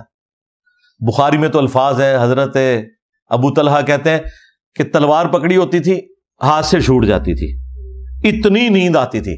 اللہ کی طرف سے سکینت، کیونکہ نیند اسی وقت آتی ہے جب انسان بے فکر ہو. فکر مند آدمی کو اتنی آتی نیند، تو اللہ کی طرف سے ایک سکینت نازل ہوئی، قرآن میں اس کا ذکر ہے. تو وہ کہتے ہیں تلوار بھی ہاتھ سے چھوٹ جاتی تھی، اتنا غلبہ ہوتا تھا نیند. میدان جنگ میں تلوار چھوٹتی ہے بندے کے، جب موت سامنے نظر آ رہی ہو، یا آپ نے مر جانا یا اس نے مار دینا ہے آپ کو، یا آپ نے اس کو مار دینا ہے، تو وہ اللہ تعالیٰ کی طرف سے ایک غیبی مدد. تو یہ اللہ تعالیٰ کی سنت ہے نیند کو طاری کرنا، اور یہ نیچرل بھی ہے. ایک زندہ بندے کو 4 فرشتے ایک دم ایسے اٹھائیں تو اس کا ایبرپٹ رسپانس کیا ہوگا، آپ ذرا خود سوچ سکتے ہیں.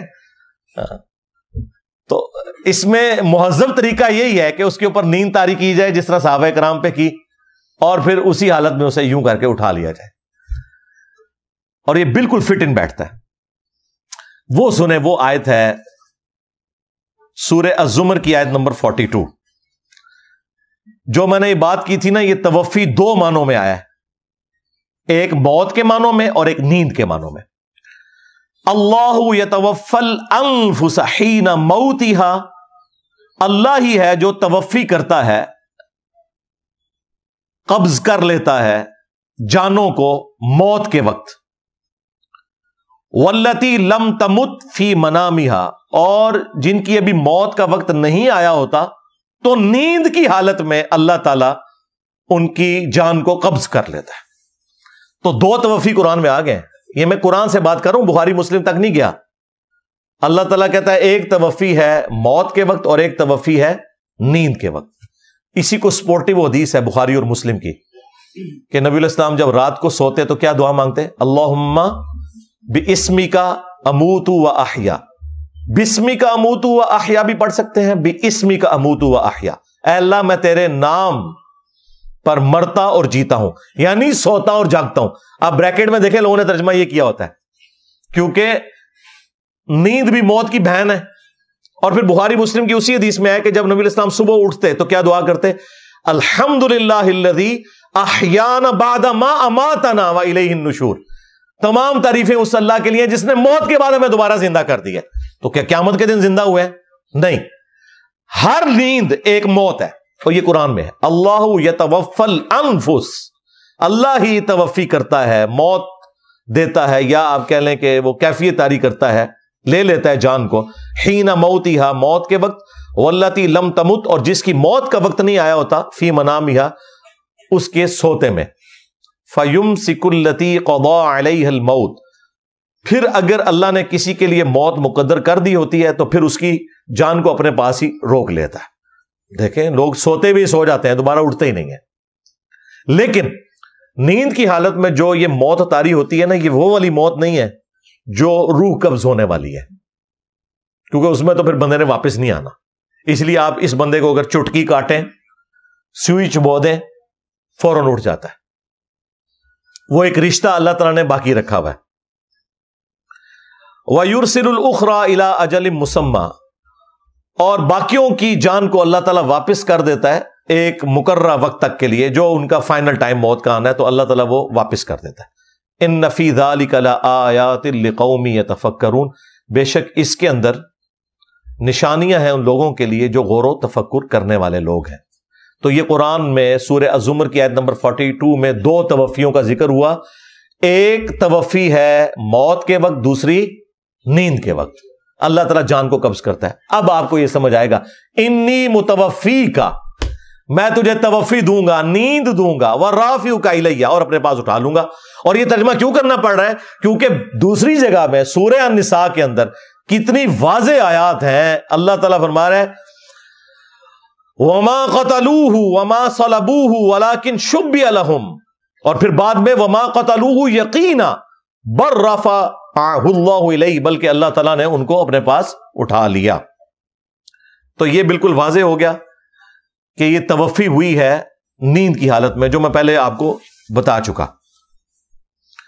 تو میں اٹھا لوں گا اپنی طرف تجھے، وَمُطَهِّرُكَ مِنَ الَّذِينَ كَفَرُوا، اور میں تجھے پاک کر دوں گا ان لوگوں سے جو کفر کرنے والے ہیں، یعنی رسولوں کو اللہ نے بچانا ہوتا ہے، میں تمہیں بچا لوں گا۔ وَجَاعِلُ الَّذِينَ اتَّبَعُوكَ فَوْقَ الَّذِينَ كَفَرُوا إِلَى يَوْمِ الْقِيَامَةِ، اور جو تیری پیروی کرنے والے ہوں گے، خواہ وہ نام نہاد بھی ہوئے کرسچنز یا مسلمان، میں انہیں فوقیت دوں گا إِلَى يَوْمِ الْقِيَامَةِ، قیامت کے دن تک۔ کن لوگوں پر فوقیت دوں گا؟ جنہوں نے تیرا انکار کیا، جیوز کا۔ ثم الی مرجعکم، اس کے بعد تم نے میری طرف پلٹ کر آنا ہے۔ فاحکم بینکم فیما کنتم فیہ تختلفون، تو میں تمہارے درمیان وہ فیصلہ کر دوں گا جس معاملے میں تم جھگڑا کرتے ہو۔ یہ آیت واضح بتا رہی ہے کہ حضرت عیسیٰ ابن مریم کے جو گستاخ ہیں، جو ان سے کفر کی روش اختیار کرنے والے لوگ ہیں، اللہ تبارک و تعالی ان کے اوپر غلبہ دے گا، کرسچنز کو بھی اور مسلمز کو بھی، کیونکہ دو ہی ہیں جو حضرت عیسیٰ ابن مریم کو مانتے ہیں، کرسچنز اور مسلمز۔ جوز تو ان کے انکاری ہیں، اور یہ دیکھیں یہ ایسا یونیورسل ٹروتھ ہے کہ جو آج تک قائم ہے، کبھی بھی جوز کو ان پہ غلبہ نہیں ملا۔ پہلے کرسچنز کے اوپر غالب رہے، ٹائٹس نے حملہ کیا، اور یہ آخری بھی جو ہٹلر بھی تھا یہ بھی کرسچن ہی تھا، اور مسلمانوں کے پاس تو یہ بیت المقدس و یہ سارا معاملہ رہا، ہمیشہ غلبہ رہا۔ آج بھی غلبہ مسلمانوں اور کرسچنز کا ہی ہے، اور یہ جو غلبہ ہے یہ کرسچنز کی سپورٹ کی وجہ سے ہوا ہے تھوڑا بہت، جو یہودیوں کا ہے، اور اس کا ذکر بھی اللہ نے قرآن میں کر دیا تھا، لیکن اس جگہ پہ نہیں کیا تاکہ اللہ تعالیٰ کا کوئی چھوٹا سا کلپ کاٹے کہ یا اللہ تو نے تو کہا تھا کہ ہمیشہ کرسچنز اور مسلمان ہی غالب رہیں گے، تو یہ تو یہودی غالب کیسے ہو گئے ہیں؟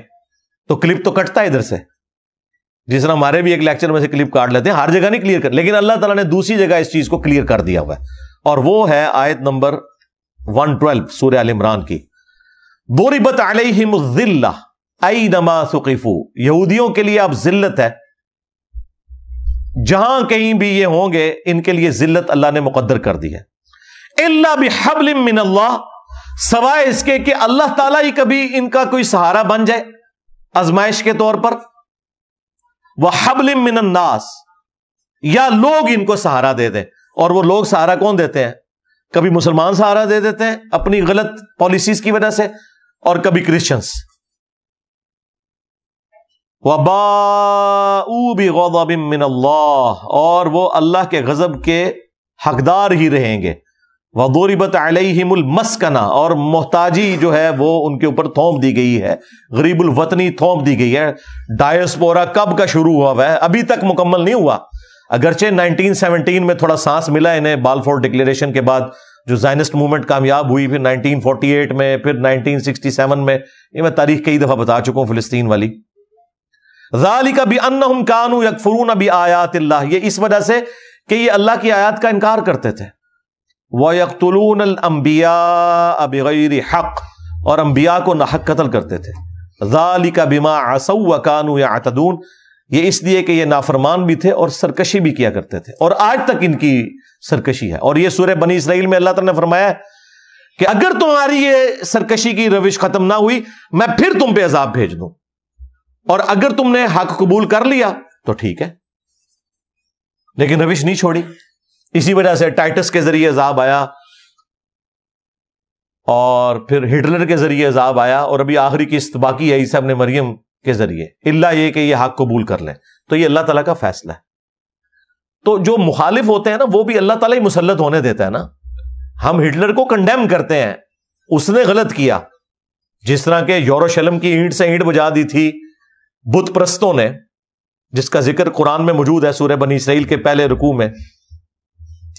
دونوں ہی کافر تھے جنہوں نے یروشلم کے ساتھ یہ کیا، اور وہاں پہ انبیاء کے ماننے والے تھے، اس وقت وہ مسلمان تھے، جب تک عیسیٰ ابن مریم کا انہوں نے انکار نہیں کیا. لیکن پھر اللہ تعالیٰ نے ان کے اوپر یہ عذاب کا کوڑا، اور اللہ نے کافروں کو کہا کہ ہم نے اپنے بندے مسلط کیے، حالانکہ وہ کافر تھے. لیکن اللہ تعالیٰ عذاب اسی طریقے سے کرتا ہے نا. مسلمانوں کے اوپر بھی یہ تکلیف آئی ہے، پھر رومنس کے ذریعے بھی آئی، یعنی کلونین پاورز کے ذریعے بھی آئی ہے، اور تاتاریوں کے ذریعے بھی آئی ہے. یہاں پہ بھی 2 عذاب کے کوڑے پڑے ہیں مسلمانوں کے اوپر. بہرحال یہ وہ عقیدہ تھا جو حیات مسیح اور نزول مسیح سے متعلق تھا. نزول مسیح سے متعلق ایک اور مقام بھی ہے قرآن میں، وہ سورہ الزخرف ہے، جس میں اللہ تعالیٰ نے تفصیل کے ساتھ عیسیٰ ابن مریم کا ذکر کیا. آیت نمبر 57 سے آنورڈ. اور اب وہ آیات آپ خود پڑھ لیجئے گا، اگر میں نے انہیں تفصیل سے بیان کیا تو اس میں کئی ایک ٹاپکس اور کھلیں گے. پھر میری عادت یہ ہے کہ کوئی ایک میں چیز کھول لوں تو پھر میں اس کو بریف کرتا ہوں. بہرحال اس میں سینٹر میں جا کے ایک آیت آتی ہے. اس آیت کے شروع میں بھی عیسیٰ ابن مریم کا ذکر ہے، بعد میں بھی عیسیٰ ابن مریم کا ذکر ہے، لہٰذا یہ بالکل فٹ ہے کہ عیسیٰ ابن مریم کے بارے میں ہے. سٹارٹ تو اس سے ہوا ہے وَلَمَّا ضُرِبَ ابْنُ مَرْيَمَ مَثَلًا إِذَا قَوْمُكَ مِنْهُ يَصِدُّونَ. یہاں سے آنورڈ چلتے ہوئے عیسیٰ ابن مریم کی اللہ نے تعریف بیان کی ہے، جو ان کے بارے میں غلط عقائد تھے اس کا رد کرتے ہوئے اللہ تعالیٰ نے فرمایا وَإِنَّهُ لَعِلْمٌ لِلسَّاعَةِ، اور بے شک عیسیٰ جو ہیں وہ قیامت کی خبر ہے. یہ ہو کی ضمیر ظاہر ہے عیسیٰ ابن مریم کی طرف جاری ہے جن کا ذکر ہے. فَلَا تَمْتَرُنَّ بِهَا، تو دیکھنا اس میں شک نہ کرنا. وَاتَّبِعُونَ، اور میرے پیروکار بننا.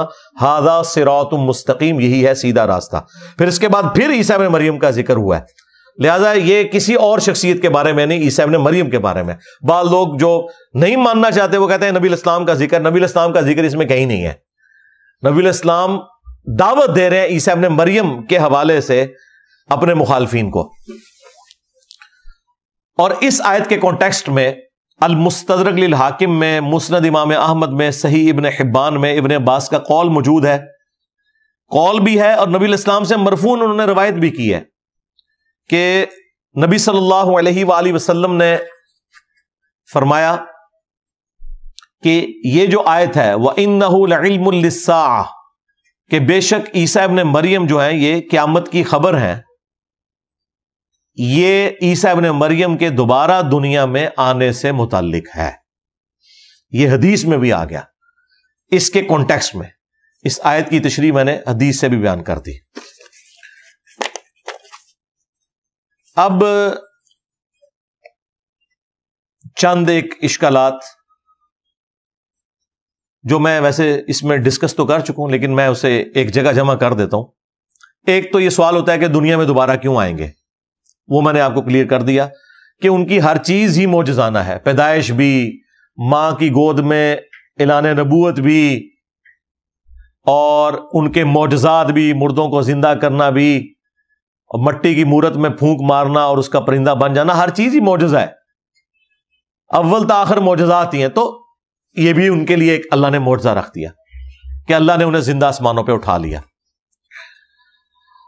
اچھا، دوسرا ایک ختم نبوت کے حوالے سے جو ایک وسوسہ دیتے تھے وہ ایکسیپشن میں نے آپ کو بتا دی کہ قرآن میں تو واضح آیا ہے کہ جو مر گیا واپس نہیں آئے گا دنیا میں، سورہ یاسین میں، سورہ الواقعہ میں. لیکن پھر بھی عیسیٰ ابن مریم کا مردوں کو زندہ کرنا کیا قرآن کی آیت کو وائلیٹ کر دے گا؟ ہم کیا کہیں گے؟ یہ ایکسیپشن ہے. بھئی ختم نبوت ہو چکی ہے، اس کے باوجود ابو داؤد میں، حاکم میں حدیث ہے، مشکات میں بھی، کہ ہر 100 سال میں ایک مجدد آئے گا جو دین کی تجدید کرے گا. تو وہ جو مجدد آ رہا ہے تو کیا وہ نیا دین پیش کر رہا ہے؟ نہیں، جو خرافات داخل ہو چکی ہیں ان کی تجدید کرے گا. دین وہی ہے جو نبی الاسلام کے اوپر مکمل ہو چکا. اور ایک اور چیز وہ کہتے ہیں کہ جی آنے کا مقصد کیا ہے، وہ بھی میں نے آپ کو بتا دیا کہ یہودیوں پر عذاب کا آخری کوڑا آنا ہے بسبب اس کے کہ انہوں نے ابھی تک اپنی وہ روش نہیں چھوڑی. اچھا، یہاں پہ ایک اور چیز بھی جو میں نے سورہ آل عمران کی آیت نمبر 55 کے کانٹیکسٹ میں جو عیسیٰ ابن مریم کے بارے میں اللہ تعالیٰ نے فرمایا نا، انی متوفی کا، بعض لوگ بخاری سے ایک روایت لے کے آتے ہیں جس کی سند کوئی نہیں ہے، وہ ایک چیپٹر کی ہیڈنگ میں ہے بے سند ابن عباس کا قول ہے کہ وہ اس کا ترجمہ ممیتو کا کرتے تھے کہ جی یہاں پر جو ہے وہ ممیتو کا مراد ہے متوفی کا، اور اس کی سند کوئی نہیں ہے۔ یہ جتنے منکرین حدیث ہیں ان کا مسئلہ یہ ہے کہ انہیں آپ قرآن بخاری مسلم سے بھی کوئی چیز پیش کریں یہ انکار کر دیں گے، اور اپنے مطلب کی چیز کوئی بے سند بھی روایت آئے گی نا، وہ جو ان کے کسی بڑے نے گھڑی ہوگی، ٹھیک ہے نا، اس کو لا کے پیش کر رہے ہوں گے۔ یہ ان کا وتیرہ ہے، کیونکہ یہ اصل میں حق بات کو قبول نہیں کرنا چاہتے ہیں۔ پتا ہوتا ہے ان کو، وَأَنْتُمْ تَعْلَمُونَ، جس طرح یہودی علماء کو بھی پتا تھا کہ وہ کیا کر رہے ہیں، کہ ان کی کتابوں میں پروفیسیز موجود ہیں، نہیں مانا انہوں نے۔ تو یہ کہنا کہ ابن عباس نے کہا کہ ابن عباس سے، تو وہ ثابت ہی نہیں بھائی۔ یہ معاملہ اس حوالے سے کلیئر ہو گیا۔ اور ایک اور چیز جو قادیانی پیش کرتے ہیں کہ عیسیٰ ابن مریم اور امام مہدی ایک ہی پرسنالٹی کے دو نام ہیں، تو یہ بالکل غلط ہے۔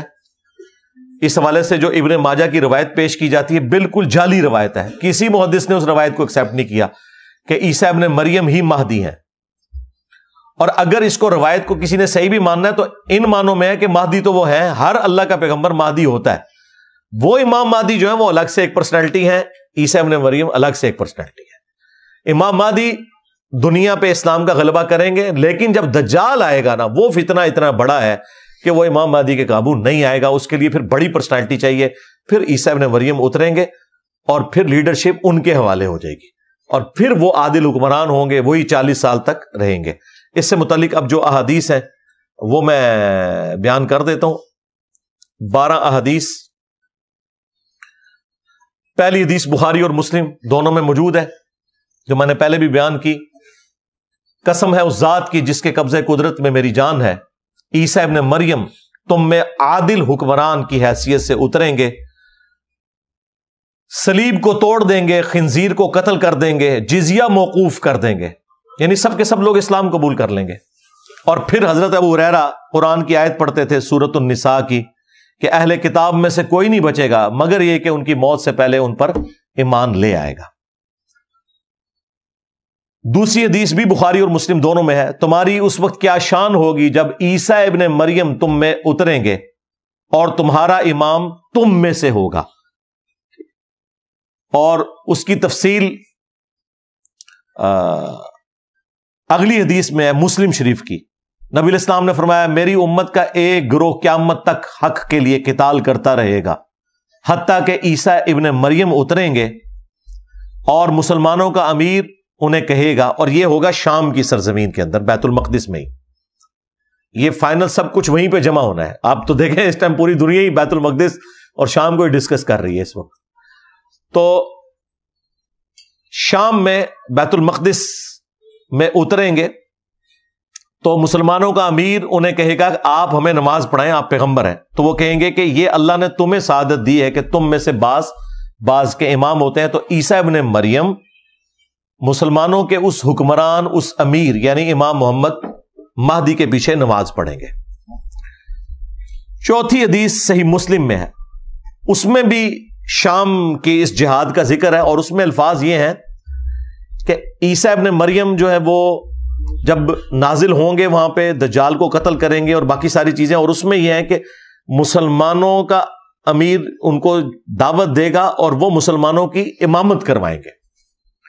اس حدیث سے یہ پتا چلا کہ عیسیٰ ابن مریم بھی مسلمانوں کی امامت کریں گے۔ بعض محدثین نے کہا کہ امامت کریں گے سے مراد یہ ہے کہ وہ مسلمانوں کے امیر ہوں گے اور ان کی اجازت سے امام مہدی نماز پڑھائیں گے، اور بعض نے کہا کہ نہیں وہ خود پڑھائیں گے کیونکہ اس میں الفاظ ہیں کہ وہ امامت کریں گے۔ تو عیسیٰ ابن مریم بھی بعد میں نمازیں پڑھائیں گے، اوورآل امارت ان کے سپرد ہو جائے گی۔ پانچویں حدیث کہ نبی علیہ السلام نے فرمایا کہ قیامت کی 10 نشانیاں ہیں، ان میں سے دجال کا آنا بھی ہے، مغرب سے سورج کا نکلنا بھی ہے۔ پانچویں نشانی جو بیان فرمائی وَنُزُولِ عِیسیٰ ابن مریم صلی اللہ علیہ وسلم، اور عیسیٰ ابن مریم صلی اللہ علیہ وسلم نزول کریں گے۔ یہاں پہ نبی صلی اللہ علیہ وآلہ وسلم نے عیسیٰ کے نام کے ساتھ خود کہا صلی اللہ علیہ وسلم، لہذا یہ درود شریف محدثین نے نہیں گھڑا بلکہ نبی علیہ السلام نے خود تعلیم فرمایا۔ چھٹی حدیث جو ہے نا مسلم شریف کی، یہ بڑی تفصیلی حدیث ہے، سب سے زیادہ تفصیلی حدیث یہی والی ہے مسلم شریف کی 7373 نمبر حدیث، جس میں ہے کہ 2 زرد چادریں اوڑے ہوئے عیسیٰ ابن مریم دمشق کے مشرقی مینار کے پاس اتریں گے 2 فرشتوں کے سہارے، اور پھر وہ دجال کو قتل کریں گے۔ دجال ان کے سانس کی وجہ سے پگھلے گا مقام لد کے اوپر، جہاں پہ اسرائیل نے بہت بڑا ایئرپورٹ بنا لیا ہوا ہے، وہیں پہ وہ دجال کو قتل کریں گے۔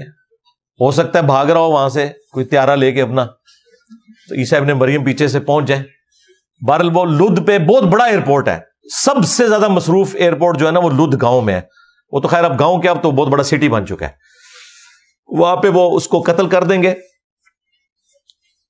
یہ حدیث، اس میں پھر یاجوج ماجوج کا بھی ذکر ہے کہ اس کے بعد یاجوج ماجوج کا فتنہ ظاہر ہوگا، پھر وہ حضرت عیسیٰ ابن مریم کی دعا سے اللہ تعالیٰ انہیں ہلاک کرے گا ایک بیماری میں مبتلا کر کے، ان کی گردنوں میں کیڑے، کوئی وائرسز یا کوئی ایسا معاملہ ہوگا، بہرحال وہ ہلاک ہو جائیں گے، اور اس کے بعد پھر اسلام کا غلبہ ہوگا، اسی حدیث میں آتا ہے۔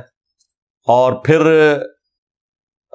عیسیٰ ابن مریم دنیا سے چلے جائیں گے، پھر دوبارہ سے کفر کی طرف انسانیت لوٹ جائے گی، حتیٰ کہ ایک خوشبودار ہوا چلے گی، سارے مسلمانوں کو اللہ تعالیٰ اپنے پاس بلا لے گا، صرف کافر دنیا میں رہ جائیں گے جو اعلانیہ بدکاری کریں گے جانوروں کی طرح، اور پھر اللہ تعالیٰ سب کے اوپر قیامت کو طاری کر دے گا۔ یہ وہ تفصیلی حدیث ہے، وہ آپ خود پڑھ لیجئے گا، جسے شوق ہے نا۔ مسلم شریف میں سب سے زیادہ تفصیلی احادیث ہیں قرب قیامت کی، جو اینڈ آف ٹائم کے پوائنٹ آف ویو سے ہیں، چاہے وہ نزول عیسیٰ سے متعلق ہوں، چاہے وہ دجال سے متعلق ہوں۔ آلموسٹ 140 احادیث ہیں صرف اسی ٹاپک پہ، اور مسلم شریف، بخاری شریف اور باقی حدیث کی کتابوں کے کمبائنڈ نوٹس مشکات کے اندر آپ کو آلموسٹ 60 کے قریب احادیث مل جائیں گی آخری چیپٹر کے اندر۔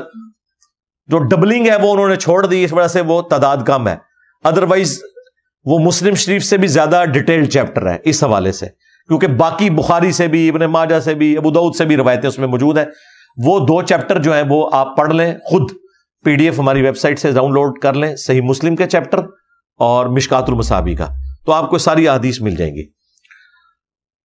7ویں حدیث وہ بھی صحیح مسلم کے اندر ہے کہ جب دجال دنیا میں اترے گا تو وہ پھر 40 دن تک رہے گا۔ ویسے راوی کہتے ہیں، مجھے یاد نہیں کہ وہ 40 سال ہے یا 40، باقی روایتوں میں 40 دن کا ذکر ہے۔ اس میں سے پہلا دن 1 سال کا ہوگا، دوسرا دن جو ہے وہ 1 مہینے کا، تیسرا 1 ہفتے کا، اور پھر نارمل دن ہوں گے۔ صحابہ نے کہا کہ ہم نمازوں کا کیا کریں گے؟ آپ نے فرمایا اندازہ مقرر کر لینا، یعنی وہی ٹائم ٹیبل جو اس وقت نارتھ اور ساؤتھ پول پہ بھی ٹائم ٹیبل کے مطابق چلتے ہیں نا، تو وہ ہو جائے گا انشاءاللہ۔ اور پھر نبی الاسلام نے فرمایا کہ وہ عروہ ابن مسعود جو میرے صحابی ہیں، ان کی وہ ہم شکل ہیں، گھنگریالے بال، اور ظاہر ہے ینگ ایج ہے، 33 سال کی عمر ہے، شادی بھی نہیں ہوئی ہوئی، تو 33 سال کی عمر تو اتنی بڑی عمر تو نہیں ہے۔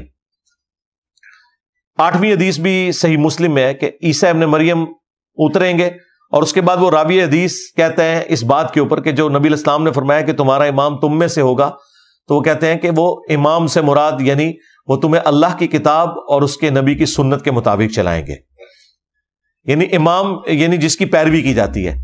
تو امام ان معنوں میں بھی ہے، ایک امام مادی والے معنوں میں بھی ہے، اور اس معنی میں بھی امام آیا کہ وہ تمہیں اللہ کی کتاب اور اس کے نبی کی سنت کے مطابق چلائیں گے۔ یہ صحیح مسلم میں موجود ہے۔ البتہ فقہ حنفی والوں نے، شیخ احمد سرندی نے، جسے یہ مجدد الافسانی کہتے ہیں، اس نے اپنے مکتوبات میں لکھا ہے کہ وہ فقہ حنفی کے مطابق عمل کریں گے۔ تو پھر انہیں شرم آئی، انہوں نے کہا نہیں، ان کا اجتہاد جو ہے نا وہ امام حنیفہ سے مل جائے گا۔ یار اندازہ کرو، یہ مطلب امام حنیفہ کے انڈر ہی دینا چاہتے ہیں حضرت عیسیٰ ابن مریم کو۔ اور پھر وہ کہتے ہیں کہ بالفرض اگر اس امت میں کوئی نبی ہوتا تو وہ بھی فقہ حنفی کے مطابق عمل کرتا۔ اندازہ کریں، فقہ حنفی کے ساتھ جو ابھی تک ہو چکی ہے اور بعد میں جو کچھ ہونی ہے، ٹھیک ہے، امام حنیفہ کے ساتھ نہیں، فقہ حنفی کے ساتھ۔ تو اس طرح کے وہ، اس کی اپنی کریڈیبلٹی کیا ہے، اس نے خود اپنے آپ کو کہا میں 1000 سال کا مجدد ہوں۔ جب کسی نے کہا کوئی دلیل دیں تو اس نے کہا دلیل یہ ہے کہ جو فرق 100 اور 1000 میں ہوتا ہے نا، وہی 100 سال کے مجدد اور 1000 سال کے مجدد میں ہوتا ہے۔ بھائی 100 سال کے مجدد کا ذکر تو ابو داؤد میں، حاکم میں موجود تھا، 1000 سال کا مجدد تو کہیں ذکر نہیں ہوا، خود سے کلیم کر دیا۔ اور پھر اس بندے نے یہاں پہ اپنی زبان نہیں روکی، پھر اس نے کہا کہ میں اللہ سے امید کرتا ہوں کہ جو اللہ نے مجھے کمالات دیے ہیں نا, اس کا بہت سا حصہ امام مہدی کو بھی اللہ تعالیٰ دے دے گا. یعنی وہ کہتا ہے مہدی تو جائے کوئی نہیں. ہاں, اور یہ وہ ہیں جس کو دیوبندی, بریلوی اور بعض اہل حدیث بھی مجدد الافسانی کہتے ہیں. 1000 سال کا مجدد. ہمارے استاد ڈاکٹر اسرار صاحب بھی ایک طرف بچارے کہتے ہیں میں اختلافی موضوعات پہ امی ہوں, اور دوسری طرف وہ اختلافی موضوعات کے اوپر یہ کچھ بھی کر جاتے تھے. وہ بھی ان کی وہ بڑی تعریف بیان کرتے ہیں. یہ کچھ انہوں نے کیا ہوا ہے, اور یہ ان کے اپنے مکتوبات ہیں, ان کے ماننے والوں نے چھاپے ہوئے ہیں. یہ میں نے نہیں ان کی طرف منسوب کیے. اس بندے کے آپ دعوے دیکھیں. اور مسلم شریف اگر اس نے پڑھی ہوتی تو کبھی جرت نہ کرتا, وہ یہی کہتا کہ کتاب اللہ اور سنت کے مطابق چلائیں گے. 9ویں حدیث سنن نسائی کے اندر موجود ہے. یہ بڑی مشہور حدیث ہے غزوہ ہند والی, کہ 2 طرح کے گروہ ہیں جن کو اللہ تعالیٰ نے نجات دے دی ہے. ایک وہ جو ہند میں جہاد کریں گے. اب یہ غزوہ ہند محمود غزنوی والا, حافظ سعیسہ والا نہیں ہے, یہ قرب قیامت والا ہے. ہاں, اور کیونکہ قرب قیامت میں یہ ہونا ہے جب دجال کا ظہور ہوگا, اس سے ایڈجسٹنٹ پہلے. اور دوسرا جو عیسیٰ ابن مریم کے ساتھی ہوں گے, ان کو بھی اللہ تعالیٰ نے نجات دے دی ہے. یہ حدیث سنن نسائی میں موجود ہے. 10ویں حدیث سنن ابن ماجہ میں ہے اور مسند احمد کے اندر ہے کہ نبی علیہ السلام کہتے ہیں معراج کی رات جب میری ملاقات ہوئی حضرت ابراہیم علیہ السلام سے, موسیٰ علیہ السلام سے, تو میں نے دونوں سے قیامت کے متعلق ڈسکشن کی کہ قیامت کے بارے میں مجھے بتائیں کہ کب آئے گی. تو دونوں نے کہا کہ ہمیں کچھ علم نہیں ہے, آپ عیسیٰ ابن مریم سے پوچھیں. تو کہتے ہیں جب عیسیٰ ابن مریم سے میری ملاقات ہوئی تو عیسیٰ ابن مریم نے مجھ سے کہا کہ قیامت کا تو مجھے نہیں پتا کب آئے گی, البتہ جب قیامت آنے والی ہوگی تو اس سے پہلے میں دنیا میں نازل ہوں گا اور دجال کو قتل کروں گا. اور وہ سارا جو تفصیل ہے وہ اس کے اندر موجود ہے. یاجوج ماجوج کا بھی ذکر اس میں موجود ہے, وہ آپ حدیث پڑھ لیجئے گا. نمبر میں اس لیے بتا رہا ہوں, انشاءاللہ ہم امیجز بھی ڈسپلے کرا دیں گے تاکہ یہ کوئی نہ کہے کہ جی مجھے پتہ نہیں چلا, میں خود پڑھ لیتا, تو آپ پڑھ لیجئے گا. 11 نمبر حدیث سنن نبی داؤد میں ہے اور مسند احمد کے اندر بھی موجود ہے. نبی علیہ السلام نے فرمایا کہ تمام انبیاء جو ہیں وہ آپس میں بھائی ہیں, لیکن عیسیٰ ابن مریم اور میرے درمیان کوئی اور نبی نہیں ہے, ان کے ساتھ تو میرا خاص رشتہ ہے کیونکہ یہ فترت کا پیریڈ ہے, یعنی ہمارے درمیان کوئی اور پیغمبر نہیں آیا. پھر نبی علیہ السلام نے کہا کہ عیسیٰ ابن مریم قرب قیامت میں نازل ہوں گے, دجال کو قتل کر دیں گے, صلیب توڑ دیں گے, وہی سارے الفاظ جو بخاری مسلم میں آئے. اس میں آگے الفاظ ہیں کہ وہ 40 سال تک دنیا میں رہیں گے, اور پھر اینڈ پہ مسلمان ان کا جنازہ پڑھ کے انہیں دفنائیں گے. لیکن یہ نہیں اس میں موجود کہ کہاں پہ دفنائیں گے. وہ آخری حدیث 12 نمبر جو ترمذی میں موجود ہے اور مشکات کے اندر, عبداللہ ابن سلام جو ایک یہودی تھے اور بعد میں مسلمان ہوئے, یہودی عالم تھے اور صحابی بنے, وہ کہتے ہیں کہ تورات میں جو محمد صلی اللہ علیہ وآلہ وسلم کے بارے میں تعریفیں لکھی ہیں ان میں سے ایک یہ ہے کہ عیسیٰ ابن مریم جب دنیا میں دوبارہ آئیں گے تو وہ فوت ہونے کے بعد محمد صلی اللہ علیہ وآلہ وسلم کی قبر عطر کے ساتھ دفنائے جائیں گے. یہ ترمذی کے الفاظ ہیں. اور وہ راوی حدیث ابو مودود کہتے ہیں کہ ایک قبر کی جگہ ابھی بھی باقی ہے, اور واقعی باقی ہے. میں نے جو قبر رسول کا تعارف کروایا تھا نا, اس میں نے آپ کو بتایا تھا نا کہ نبی علیہ السلام کو یوں دفنایا گیا نا, آپ کا چہرہ عطر جو ہے وہ قبلہ رخ ہے, تو آپ کے آلموسٹ ناف کی سیدھ میں آپ کے پیچھے حضرت ابوبکر کی قبر ہے, اور حضرت ابوبکر صدیق کی ناف کی سیدھ میں حضرت عمر کی قبر ہے. یعنی یہ یوں چلتی ہیں. جب یہ یوں چلتی ہے تو یہاں ایک قبر کی جگہ خالی ہو جاتی ہے, اور وہیں پہ عیسیٰ ابن مریم کو دفن کیا جائے گا. تو میں نے کوشش کی ہے کہ سارے ٹاپک کو اوورآل کور کر دوں. آخر میں اسی حدیث کے اوپر کنکلوڈ کرتا ہوں جو بخاری اور مسلم دونوں میں موجود ہے کہ قرب قیامت میں جب عیسیٰ ابن مریم آئیں گے اور مسلمان اور یہودی آپس میں قتال کریں گے, تو اگر کسی درخت یا پتھر کے پیچھے بھی کوئی یہودی چھپا ہو تو وہ درخت اور پتھر بھی بولے گا اے مسلم میرے پیچھے یہودی ہے, اسے قتل کر دے. یہ میدان جنگ کی بات ہے, عام حالت میں نہیں ہے, سوائے غرقد کے درخت کے, کیونکہ وہ یہودیوں کا درخت ہے, وہ انہیں پناہ دے گا. تو میں مسلمانوں کو بھی دعوت دیتا ہوں کہ اس دن سے پہلے کہ آپ کو یا مسلم کہہ کے کوئی درخت یا پتھر پکارے, اور آپ یہ سمجھیں کہ انجینئر صاحب کی کوئی ویڈیو پیچھے چل رہی ہے کیونکہ ہم تو بریلوی دیوبندی ہیں، ہم تو مسلم نہیں ہیں، یہ بات کریں تو یہ غصہ کھاتے ہیں. تو انہیں کہ اگر ہو تو مسجد میں کیوں نہیں لکھتے ہو مسلم؟ اور اس سے بڑی بات، آپ ان کے سامنے یہ آپ سے پوچھیں نا آپ کون ہیں، آپ کہیں کہ میں مسلم ہوں، تو اتنا غصہ کھاتے ہیں، کہتے ہیں میں کافر ہوں. لیکن ان کے سامنے آپ کہتے ہیں نا میں بریلوی ہوں، تو اگلا بندہ کہے گا ہاں میں دیوبندی ہوں. مسلم لفظ سے یہ چڑھ دیں گے. تو اس سے پہلے کہ آپ کو وہ درخت یا پتھر یہودی کے خلاف قتال کے لیے ابھارے یا مسلم کہہ کے اور آپ کو پتہ ہی نہ چلے کہ کسے بلایا جا رہا ہے، اس سے پہلے آپ یہ نعرہ حق بلند کر دیں کہ نہ میں وابی نہ میں بابی، میں ہوں مسلم علمی کتابی. ہاں، یعنی علم اور کتاب اللہ اور سنت کے مطابق چلنے والا مسلم. یہ کوئی فرقے کا نام نہیں ہے، اور اس کی بنیاد پہ جو یہ اس طرح کا ہنگامہ کھڑا کرتے ہیں، بھائی فرقوں کی چندہ بک ہوتی ہے، مدارس ہوتے ہیں، ان کے بابے ہوتے ہیں. سب سے بڑی بات وہ یہ کہتے ہیں باقی سارے جہنمی ہیں، ہم جنتی ہیں. ہم تو بھائی تمہیں مسلمان سمجھتے ہیں، تمہارے پیچھے نمازیں پڑھتے ہیں، مسجد بھی لادہ نہیں بنائی. دیکھ لیں کہ ہم نے کتنی سمجھداری سے اس دعوت کو لانچ کیا ہے کہ کوئی ایک گالی جو فرقوں والی ہے نا یہ ہمیں دے نہیں سکتے.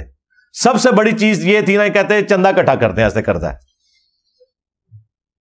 اور میرے تو یوٹیوب کے چینل کی مونیٹائزیشن کی ویڈیو ایڈز کی کمائی اتنی ہے کہ میں تمہارے سارے مولوی جو ہے نا 1 مہینے میں خرید لوں اگر یہ کرنا چاہتا میں. تو مجھے کسی سے چندہ لینے کی ضرورت ہی نہیں تھی. میں نے وہ ویڈیو ایڈز آن نہیں کیے میں، تو تم لوگوں کے چندوں کا کیا لینا دینا. خیر، یہ ایک میں نے چونکہ ایک مورل لیسن بھی حاصل ہوتا ہے.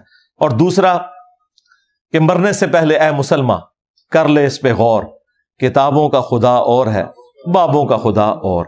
ایک وہ دین ہے جو کتابوں میں آیا، ایک وہ ہے جو بابوں نے بتایا. اگرچہ بابے بھی اسی خدا رسول کے ماننے والے تھے، لیکن انہوں نے اپنی تعلیمات دی ہیں اور اس کا رزلٹ آپ کے سامنے ہے. تو ہمارا یہ نعرہ اسی لیے بلند ہوا ہے کہ میرے نبی سا ہے ہی کوئی نہیں، تیرے بابے تھے شے ہی کوئی نہیں. صلو علی محمد وآل محمد، اللہم صلی علی محمد وعلی آل محمد واصحاب محمد وازواج محمد وامت محمد اجمعین الی یوم الدین، آمین.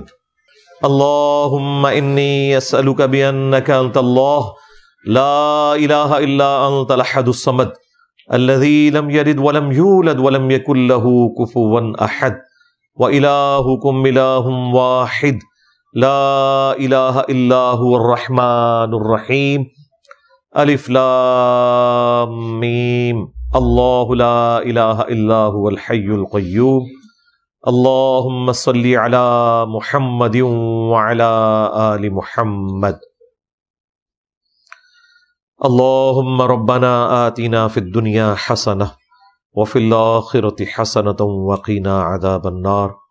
اللہم احسن عاقبتنا فی الامور کلہا واجرنا من خزی الدنیا وعذاب الآخرہ.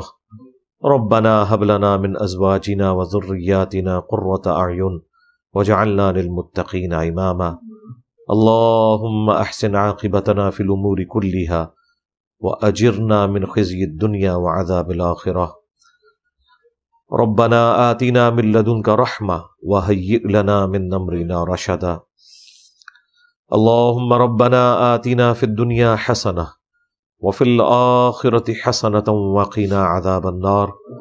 اللہم اغفر لحینا ومیتنا وشاہدنا وغائبنا وصغیرنا وکبیرنا وذکرنا وانثانا. اللہم من احییتہ منا فاحیہ علی الاسلام ومن توفیتہ منا فتوفہ علی الایمان.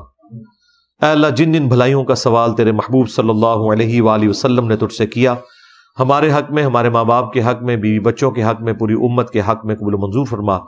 جن جن چیزوں کے شر سے تیرے محبوب علیہ السلام نے تیری پناہ طلب کی، تمام مسلمانوں کو ان چیزوں کے شر سے اپنی پناہ عطا فرما. خصوصاً فلسطین، کشمیر، انڈیا، چائنا، یمن، عراق، شام، افغانستان، جہاں کہیں بھی مسلمان کس پرسی کی زندگی گزار رہے ہیں، غیب سے ان کی عزت، آبرو، جان و مال کی حفاظت فرما.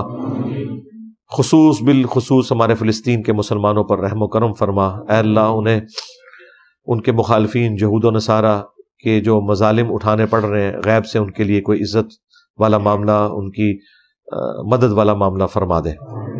ہمارے مسلمان حکمرانوں کو یہ غیرت دے اے اللہ کہ یہ اپنے مسلمان بھائیوں کی مدد کے لیے اپنا کردار ادا کر سکیں۔ اے اللہ حاضرین کے جو چھوٹے بڑے رشتہ دار فوت ہو چکے ہیں ان کی مغفرت فرما، جو بیمار ہیں انہیں شفا عطا فرما، اور جو زندہ ہیں انہیں مرنے سے پہلے اپنی قبر و آخرت کی تیاری کرنے کی توفیق عطا فرما۔